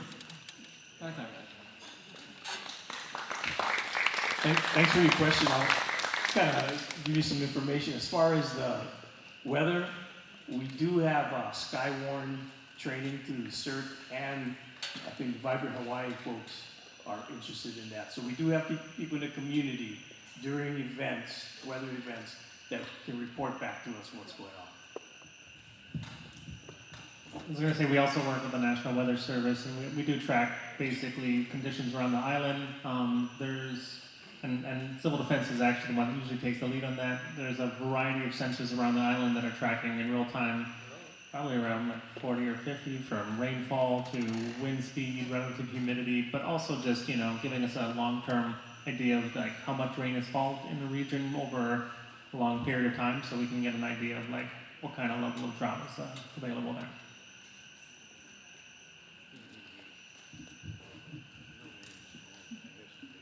Hi, my name's Kaika. I live out in Pahoa area for 30 years. So I'm here to represent, I want to thank everybody for coming. I've been collecting signatures of people to come together for what we're calling the People's Governance Alliance. And the idea is that we all need to come together, our neighborhoods, regularly and practice governing, practice debating, look at all the issues, come with petitions. If these folks, if I'm understanding how the government works, they work for us, but I hear myself, I come and I complain at them all the time, and I'm like, something's wrong. So I want to reorganize our society. I want us to come together, get it worked out, and direct people. So I think a long time ago, we were all one people, all psychically connected, and then, all great religions say there was a break from paradise. And so here we all are broken, and we have a constitutional government, and it's set up what? We have to hold each other in suspicion, it says. Balance of powers. The state's supposed to look at the federal, and the executive over this, and we're all supposed to be suspicious. And the problem is, when I've been going and asking everybody, because I'm a pretty talkative kind of person, county, state, I said, hey, did you read those clinical trials for COVID? Because it seems to me Dr. Fauci fraudulently represented them. They weren't 95% effective across the whole population. It was 95% of 1%. Those things were never expected to have any contribution towards herd immunity at all. And so I go ask all of these folks, they're scared to death to take even a peek at it. I said, come on, now hire a medical statistician. Don't believe me, I just got a master's in public administration. I got a little training, but you gotta go hire one. Nobody in this, oops, not my responsibility, not my authority. Well, my daughter was a Marine. She says when they say who's responsible, everybody's hand goes up, except for the one who's flying out of the country and can't take on the job. It's everybody's responsibility to speak up for the truth. So, but we can't set these folks up to stick their neck out for us. We're going to have to come together. Democracy means everybody has to participate. And so we do, and to the extent that anybody who doesn't do that, that power goes to authoritarian. And then we're going to complain. I go, Lahaina fire, where's the arson report? Why, 2 days into it, the governor says natural causes. I'm like, where's the arson report? I don't know. I would hope it's standard. I mean, that's what we got to get together for. We got to learn to assert our standards. I hope it's a standard to just automatically have one of those reports done. I want to see the arson report for Lahaina. Because I was watching videos of those direct energy weapons, and I'm like, oh, it looks pretty credible to me. And they're like, oh, shut up, you conspiracy theorists. Well, I'm like, well, if they would come out with an arson report, maybe I'd shut up. But it seems like they're asking all of us untrained people to do the work. And so I would hope that the panel would come together, and we the people next week want to hear about the arson report. We want to hear that there's a medical statistician being brought in to review those clinical trials. We want help in putting together our People's Governance Alliance.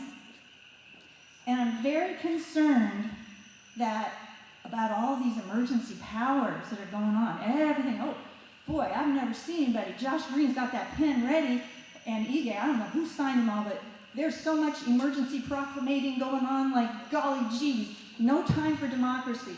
We're gonna send our people, our kids, over there to fight for democracy? Well, right now we're fighting for the idea of it, because there's not much of it being practiced as far as I can tell. And that's probably my 1 minute. Thank you.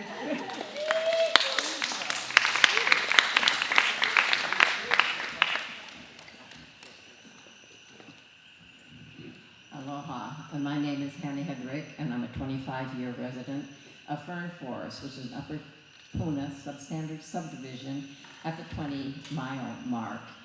And I do have a question, but I want to preface it with expressing my gratitude to Ashley, to Bill Hansen, who understands connectivity and has since, I'm going to say 2006, and to all of you for everything you do and for showing up to speak out and to be a part of the communal activity that the former speaker just talked about. By showing up, I think we are a part of that community. My concern as a resident of Upper Puna is that I appreciate so much this system evacuation plan. There's no communication system for most people. I'm one of the few people who ever shows up at any of these meetings. There's no shelter beyond Cooper Center, and I'm very concerned about the inadequate access for people with disabilities. We have so many people with disabilities in these substandard subdivisions. They are in dire need of a road plan that addresses their needs, and I'm working with the Mayor's Committee on People with Disabilities, which was just reconstituted about 4 months ago. But we need help from each of these agencies to add accessibility for disabled people as a part of the priority in every report and everything that comes out. My question is, having attended a lot of these meetings, really since 2006, who is responsible for Upper Puna emergency response and preparedness, including evacuation plans, as identified in the Puna Community Development Plan, adopted as ordinance in 2008, reiterated in the 2016 County Council Subcommittee report on Puna Road connectivity, which is an invaluable resource. And Ashley, if you haven't looked at that, I really ask you to do so. And recommendations from the Mayor's Committee on Upper Puna Road connectivity, which met for a couple of years and then went absolutely no place. Related to that is a question, is there any chance we get back the $11 million that was actually allocated for Upper Puna Road connectivity and taken away in Honolulu by someone in the Department of Transportation saying they might need it for Road 130. They never did. We never got it back. And as far as I know, not one boot has been on the road, not one shovel to open any of these Upper Puna Road connectivity locations. I would ask who from Department of Public Works. I've spoken with Mr. Posey many times at these meetings and in person, and he tells me, well, Upper Puna connectivity will happen when someone tells me connectivity shall happen. So I've spoken with him, I've spoken with Zendo Kern, I spoke with the mayor at his top story, I've spoken with Civil Defense, I've spoken with Parks and Rec. I mean, they were supposed to have a meeting in 2017 to talk about Upper Puna connectivity, and it fell apart. I'm going to speak again to the mayor very soon, specifically about opening the existing road connectivity between Fern Forest and Eden Rock. There's a roadbed there, California, 60 feet wide. It was always intended as a route from Volcano down to Pahoa. But no one is communicating. I do communicate with them. I've been threatened with a TRO for talking about opening up those roads. So I'm asking for assistance in getting the Fern Forest Community Association and the Eden Rock Road Boards to remove the barriers that they've placed there, regardless of whether or not the county can or will ever do anything with regard to connectivity, so that people can figure out how to get through there in the case of an emergency. Those barriers, they never had any authority to replace them. They're violating the civil rights of people, and incidentally, road connectivity was mentioned in when we tried to get the civil rights acknowledgement, acknowledge the ruling from Office of Civil Rights dated September 28, 2000. We asked, that was Resolution 205-17, and we asked the County Council to recognize that the civil rights of people in Upper Puna, and all of you where you have limited road connectivity and one way in and out of your subdivision, that should not be allowed. And I'm asking, since we can't seem to get our road associations to take the necessary action, they're not here, not at these meetings, what help can we get from civil defense? I can give you the names of contact people who can just talk, try to talk sense to people and help them to understand public health and safety, emergency response and preparedness. Thank you.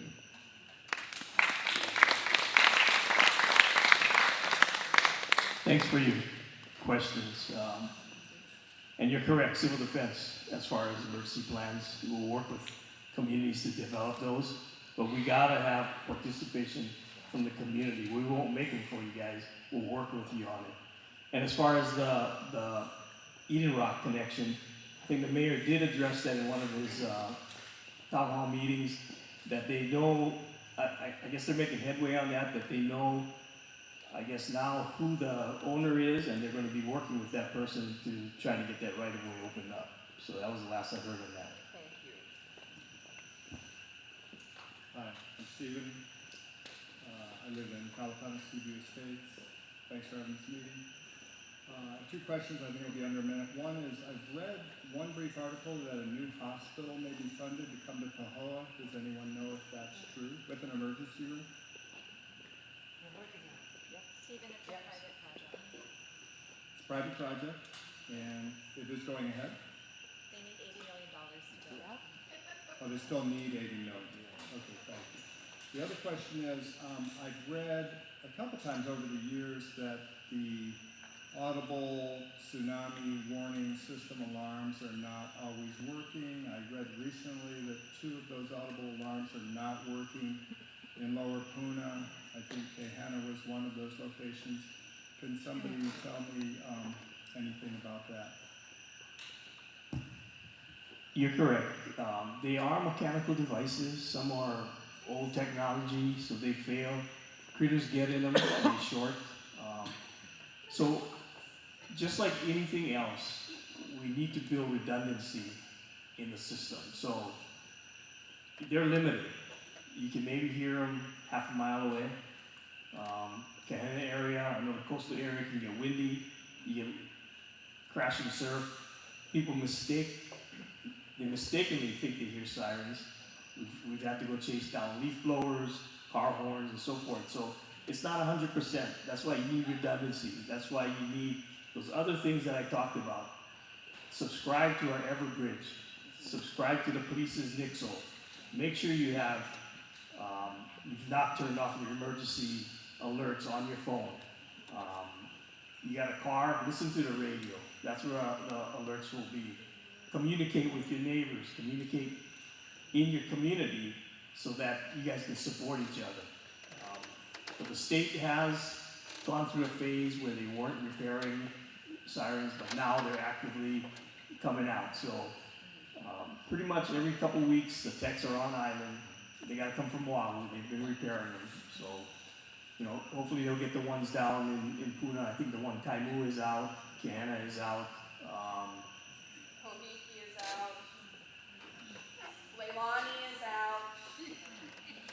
And they report on their, they put on their website what's active and so forth. So, but like I said, build a redundancy.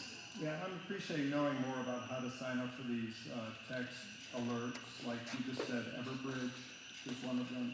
So. Right. So on that graph there, it'll give you the QR code that'll take you right to that link, and you can sign up.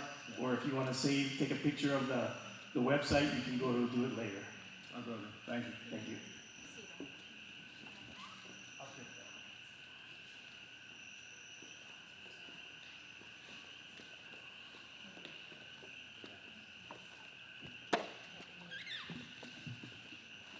Aloha, my name is Shelley. I'm from the Hawaiʻi Ohana, and I'm from the Mountain View area.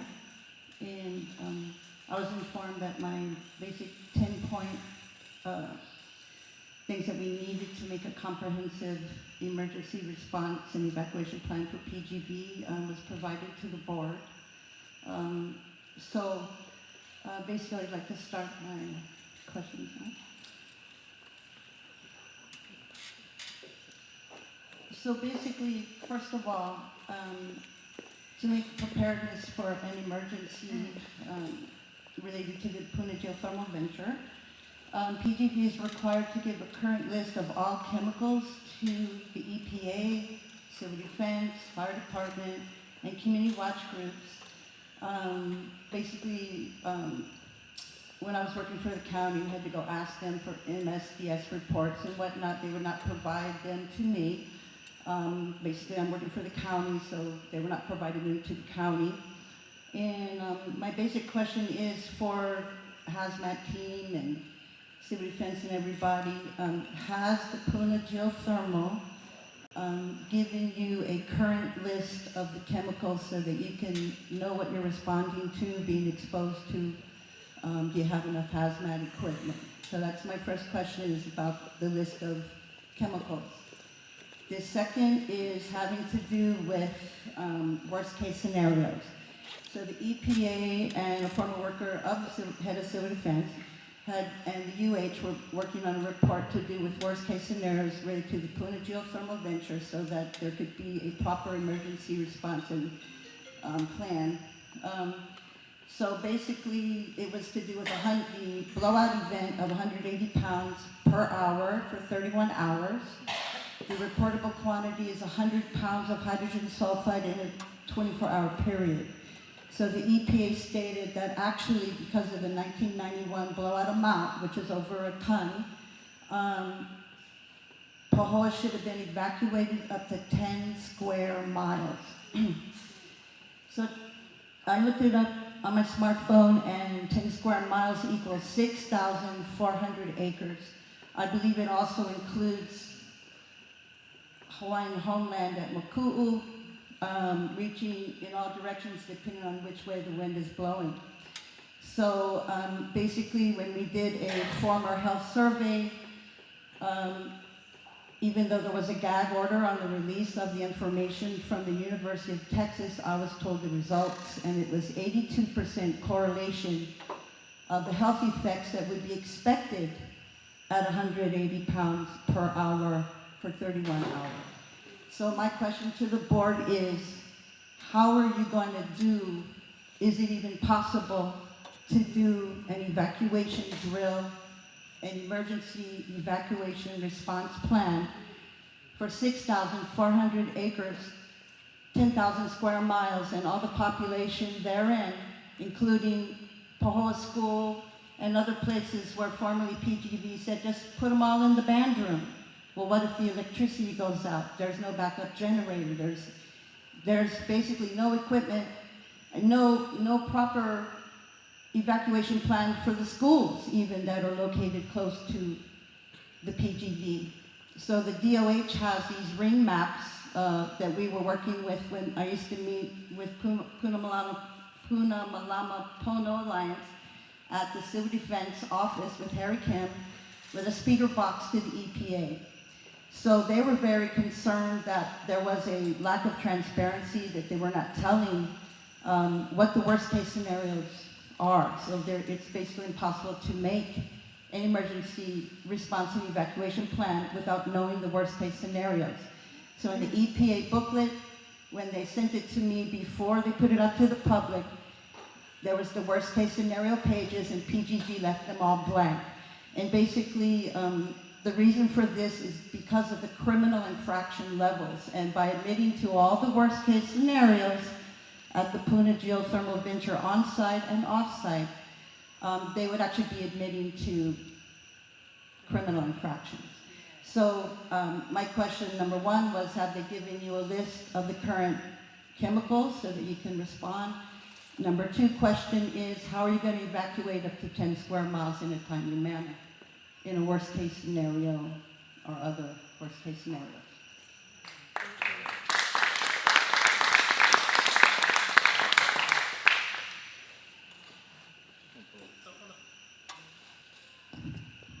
So from the fire department, we do work with PGV to go on site.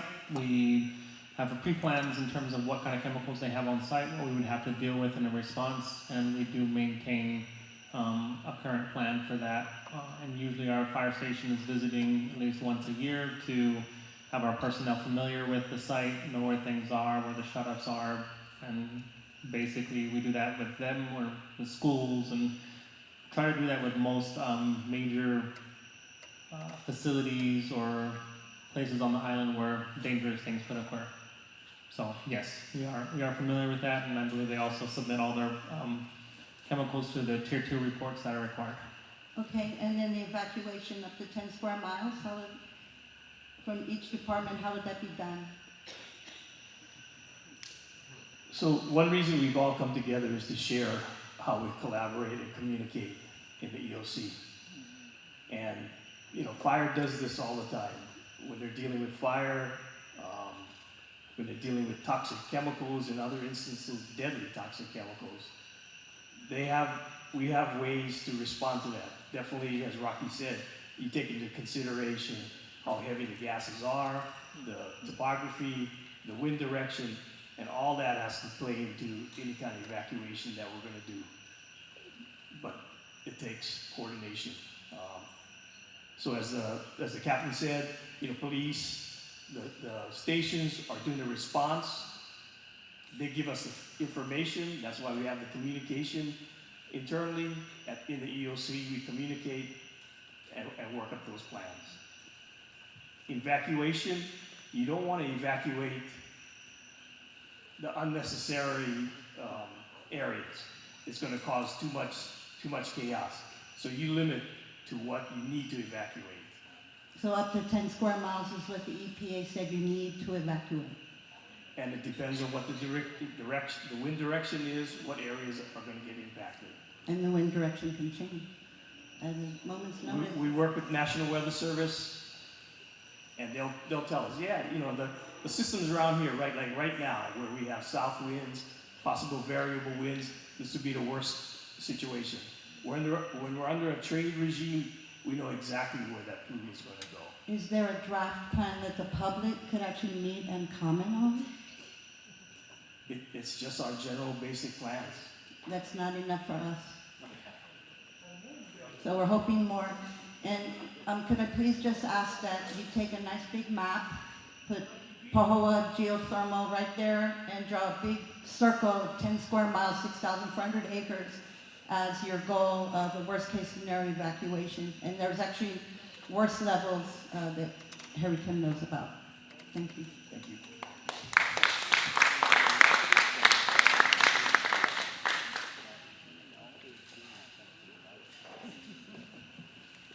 Hi everybody, my name's Larry. I live in Upper Puna. I have a question for the panel. Just right off the bat, it's a rhetorical question, but I still want to ask it. Can anyone tell me what the PGV layup recirculation plan is? I'm seeing all blanks, and that's what I expected. Because if you understand this plan, you will understand that it is deeply flawed, and it was that plan, when put into action, that changed the 2018 eruption from a fairly minor event into the biggest eruption that's ever happened on the Big Island in recorded history. It's also one of the 6 biggest eruptions on the entire Earth in the last over 200 years. And it was caused by PGV's actions. It was caused by them following their emergency response plan. The eruption began, as most people know, on May 3rd. By May 9th, there had already been 15 fissures. On May 9th, and the 15th fissure was within 100 yards of the PGV plant. That prompted Governor David Eby to threaten to take over the plant unless PGV showed them they were serious about responding to the eruption. But one of the big concerns of people at that time was the 60,000 gallons of pentane, which was stored at the PGV facility and which was still sitting there 6 days after the eruption had began. That was what most people were upset about, but Governor Ige also said that he was very worried about the wells. Say the top gets sheared off, we have a giant plume of poisonous gas going hundreds of feet into the air and then spreading who knows where.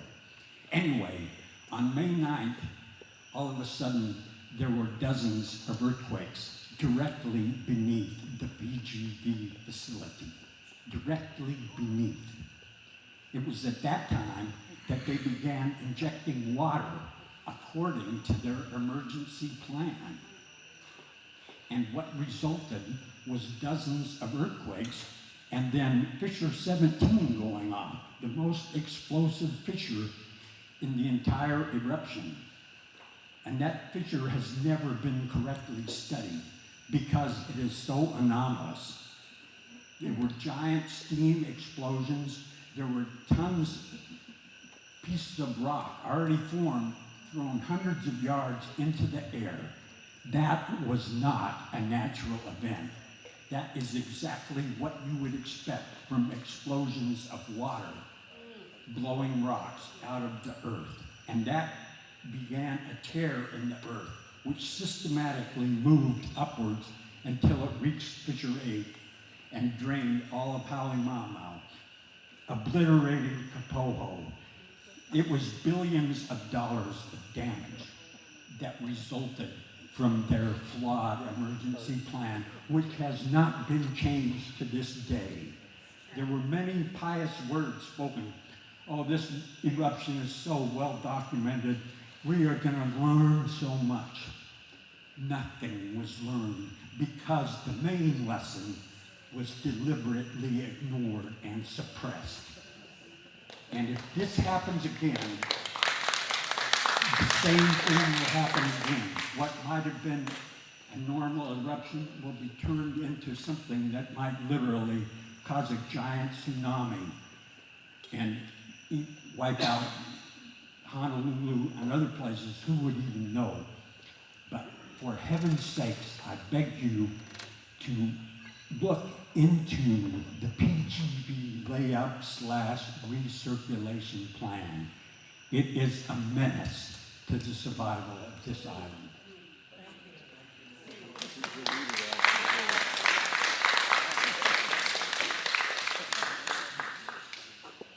Hello, Sarah Steiner, 35 years in Pahoa, Leilani Estates and Poiki Road till the eruption. I just noticed that Civil Defense is the one who is supposed to approve Puna Geothermal's emergency response plan, right? I'm pretty sure you guys are supposed to approve it, and so who would approve putting water into an erupting volcano? We have to know that. Okay, you guys are supposed to be approving their response plan. Negative. They're permitted by DLNR and monitored by DOH. That's their regulatory agency. Pretty sure the response plan said it was approved by Hawaiʻi County Civil Defense, so I'll have to read it again. So how long does it take? Is there a hazmat? Is there a hazmat at the fire department in Pahoa, or is that? See, that's helo. So how long does it take a helo hazmat to get out to like Poiki Road when the gas is coming down? It comes down inside the that's the circle of area that's not covered by lava. So how long? Like if we call you, we're getting gassed. Yeah, so by that time the gas is gone already and we could be dead. You know, it's not effective. This emergency response plan is not effective. PGV's emergency response plan in 2023 still calls for moving the pentane to higher ground. It doesn't call for taking the pentane out. You know, I mean, you can see, I mean, you see how we get treated in Puna. Here we have this little thing about the sirens, right? All these sirens in Paradise Park work, like your sirens in Hilo work, but the sirens on Puna's coast do not work, and this is siren in Leilani Estates does not work. So how come, you know, HPP gets working sirens and we don't get working sirens? It's really, you know, PGV gets to build their own roads. We don't have any roads. Harry Kim put a road in 6 months. He put a road at Mackenzie so we could get to our homes.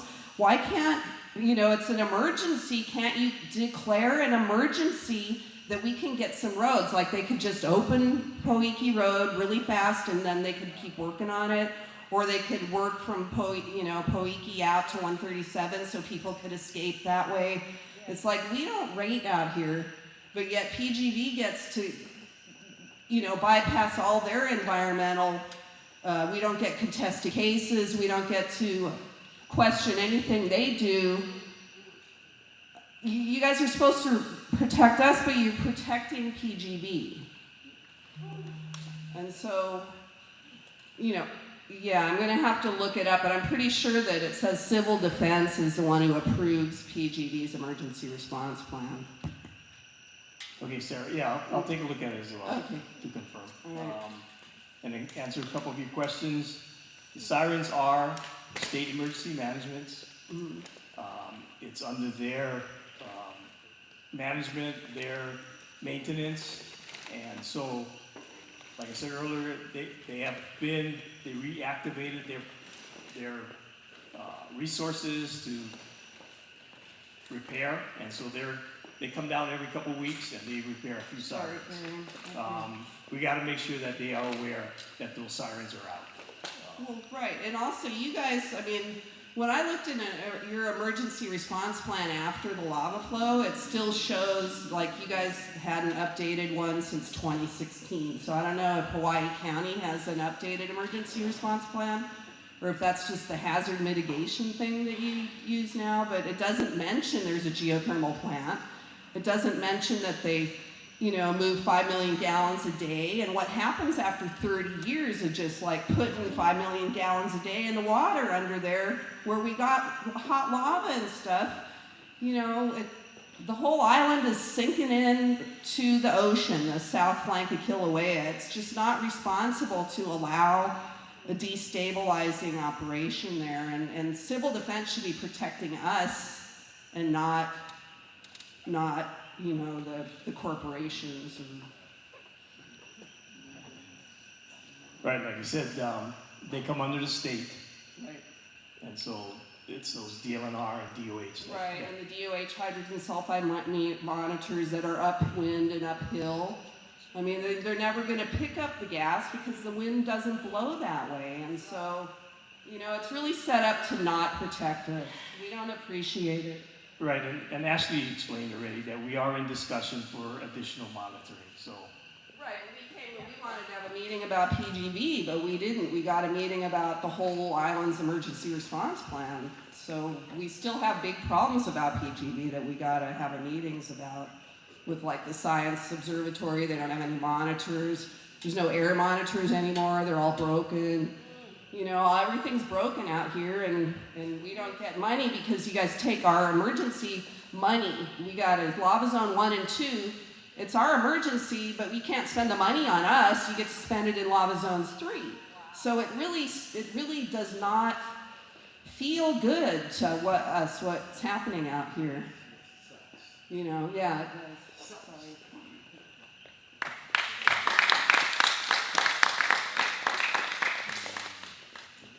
My name is Dia Rackley, and I live down in the railroad area. And I'm kind of new to the area. I mean, 15 years is kind of new to all the folks that's been here for a long time. I would like to ask an honest question. How many people in here know that we've had a problem with PGV for at least 40 years? Will you raise your hands?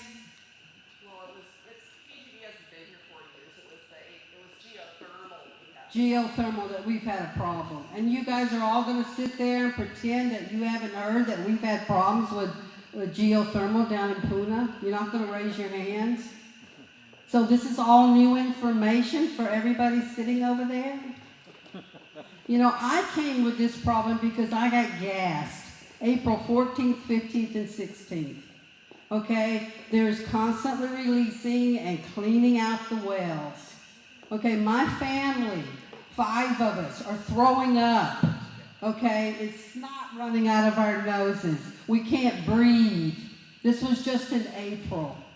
Okay, I call my partner and I, we call the fire department, we call the civil defense, passing the buck, you know. Oh, we'll check with them. Oh, they got the monitors. Oh, no, call fire department. No, I can't help you. That's what I got in April. Okay, we're still getting gassed. Okay, when they talk about, okay, we're going to release some more gases now, you know, we're going to clean out some more wells. Do you know how post-traumatic stress that is for us, the whole community, having to go through this? And you're supposed to be protecting us. You're going to help us when the disaster hits. The disaster's now. We're getting gas now. But nobody's listening. You know, yes, you can pat yourself on the back. But you know, with those royalties that you're getting from the county for the state, for the, you know, state and the locals here, we know that. Is that ethical? Is it ethical? You know you're getting money from here. But while we are getting poisoned, is anybody listening? Are you hearing me? You don't raise your hand, and I know everyone sitting here has heard about the issues that are happening. Auntie Emily's lost her children, or at least one of them. Y'all know what's going on. You know what's going on. But you know what? This is what's going on. Every one of you, you know it. Will you listen to the community today? We'll find out.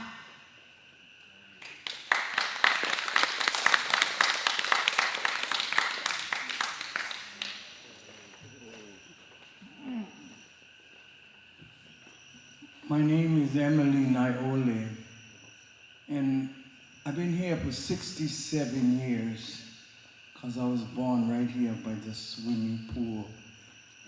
And I know what's been going on for a long time. So nobody can bullcrap me, cannot. And I just want to say, after learning a lot of stuff from the people I've been hanging out with, yeah, I actually is very wise because of all these howling people I hang out with. They tell me my rights. They tell me what I can and what my powers are, yeah? So you guys think you guys might have powers, but we have powers too. And as a kupuna of this district, my ancestors come from Upikau in Kalapana, yeah? Things is affecting our people. And when we no can breathe good, because crap is in the air, it's not good. When Miss Dia came to my house to tell me her grandson and Dan got gas, I understand. Yeah, because no more bullshit, no more bullshit. And I don't like to use that kind of word. But it's reality, yeah? When I was 19, I lost a child, and I lived less than a mile from that plant. And so I will always hate it, because when I think back, I have a 46-year-old child, and my first daughter is supposed to be 47, yeah. So it has affected me for almost 50 years.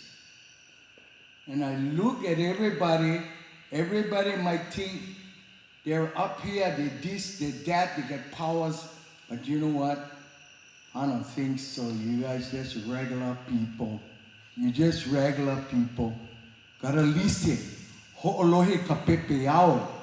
Na ko maka. That's why I gotta look in your eye. Yeah. I know life keep getting poisoned. Yeah. I see my people dying. A lot of cancer in this area. And it's not funny. It's really not funny.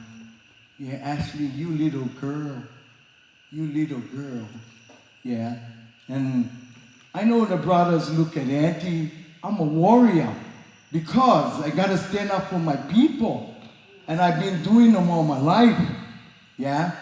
And when something wrong, I only might cut you. I got to stand because I'm a warrior for God. And I like to tell you guys it's real. God is real. Yeah. So we don't want to be treated like the stepchild. That's why when I was a council lady, I was a warrior for my Puna. Because I want to get what I want to get. Yeah. And that's why I just want to say we got to pay attention. Because you know, like nothing happened to your family. Just like us, we know like nothing happened to our family. Thank you.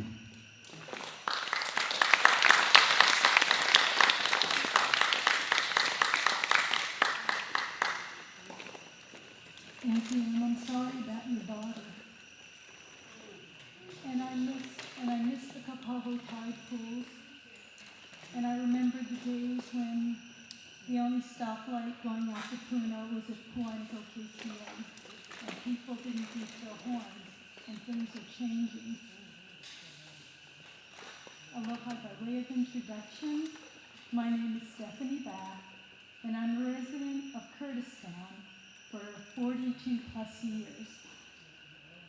I'm an active CERT core team member, and I served on the Puna Community Development Plan Steering Committee, which was adopted in 2008 by ordinance.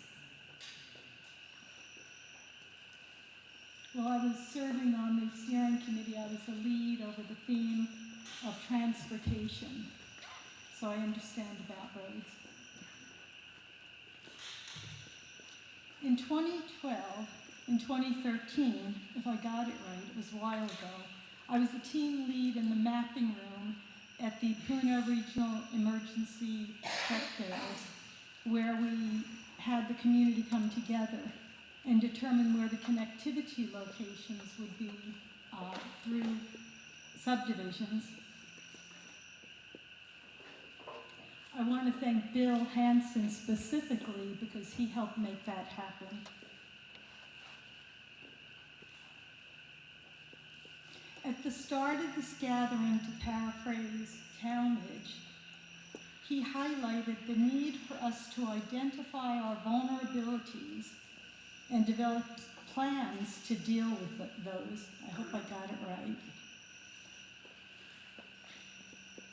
I'm grateful that our community has already come together, sometimes by kerosene lamp, before the Puna Community Development Plan was adopted.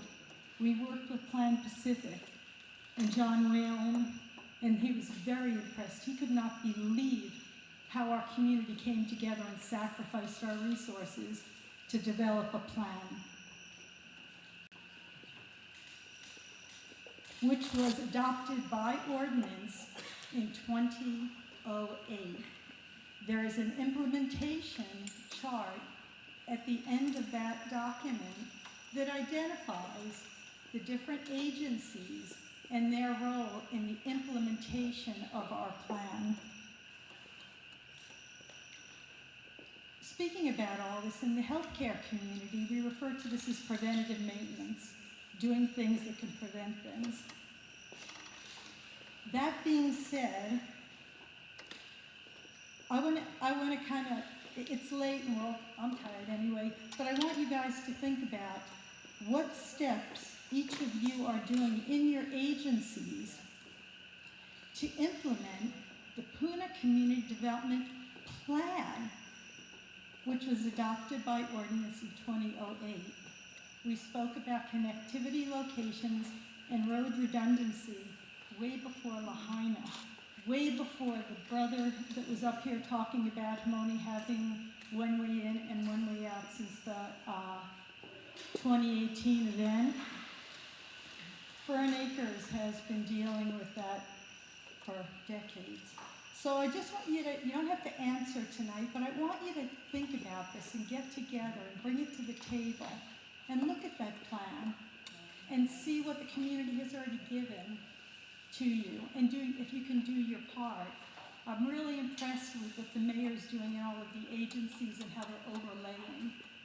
But I felt a lot of anger here tonight. I think it's frustration because we do have an implementation plan. I'm encouraging you to support Bill 82 and try to get some passable roads in Puna and island-wide. Thank you for your time.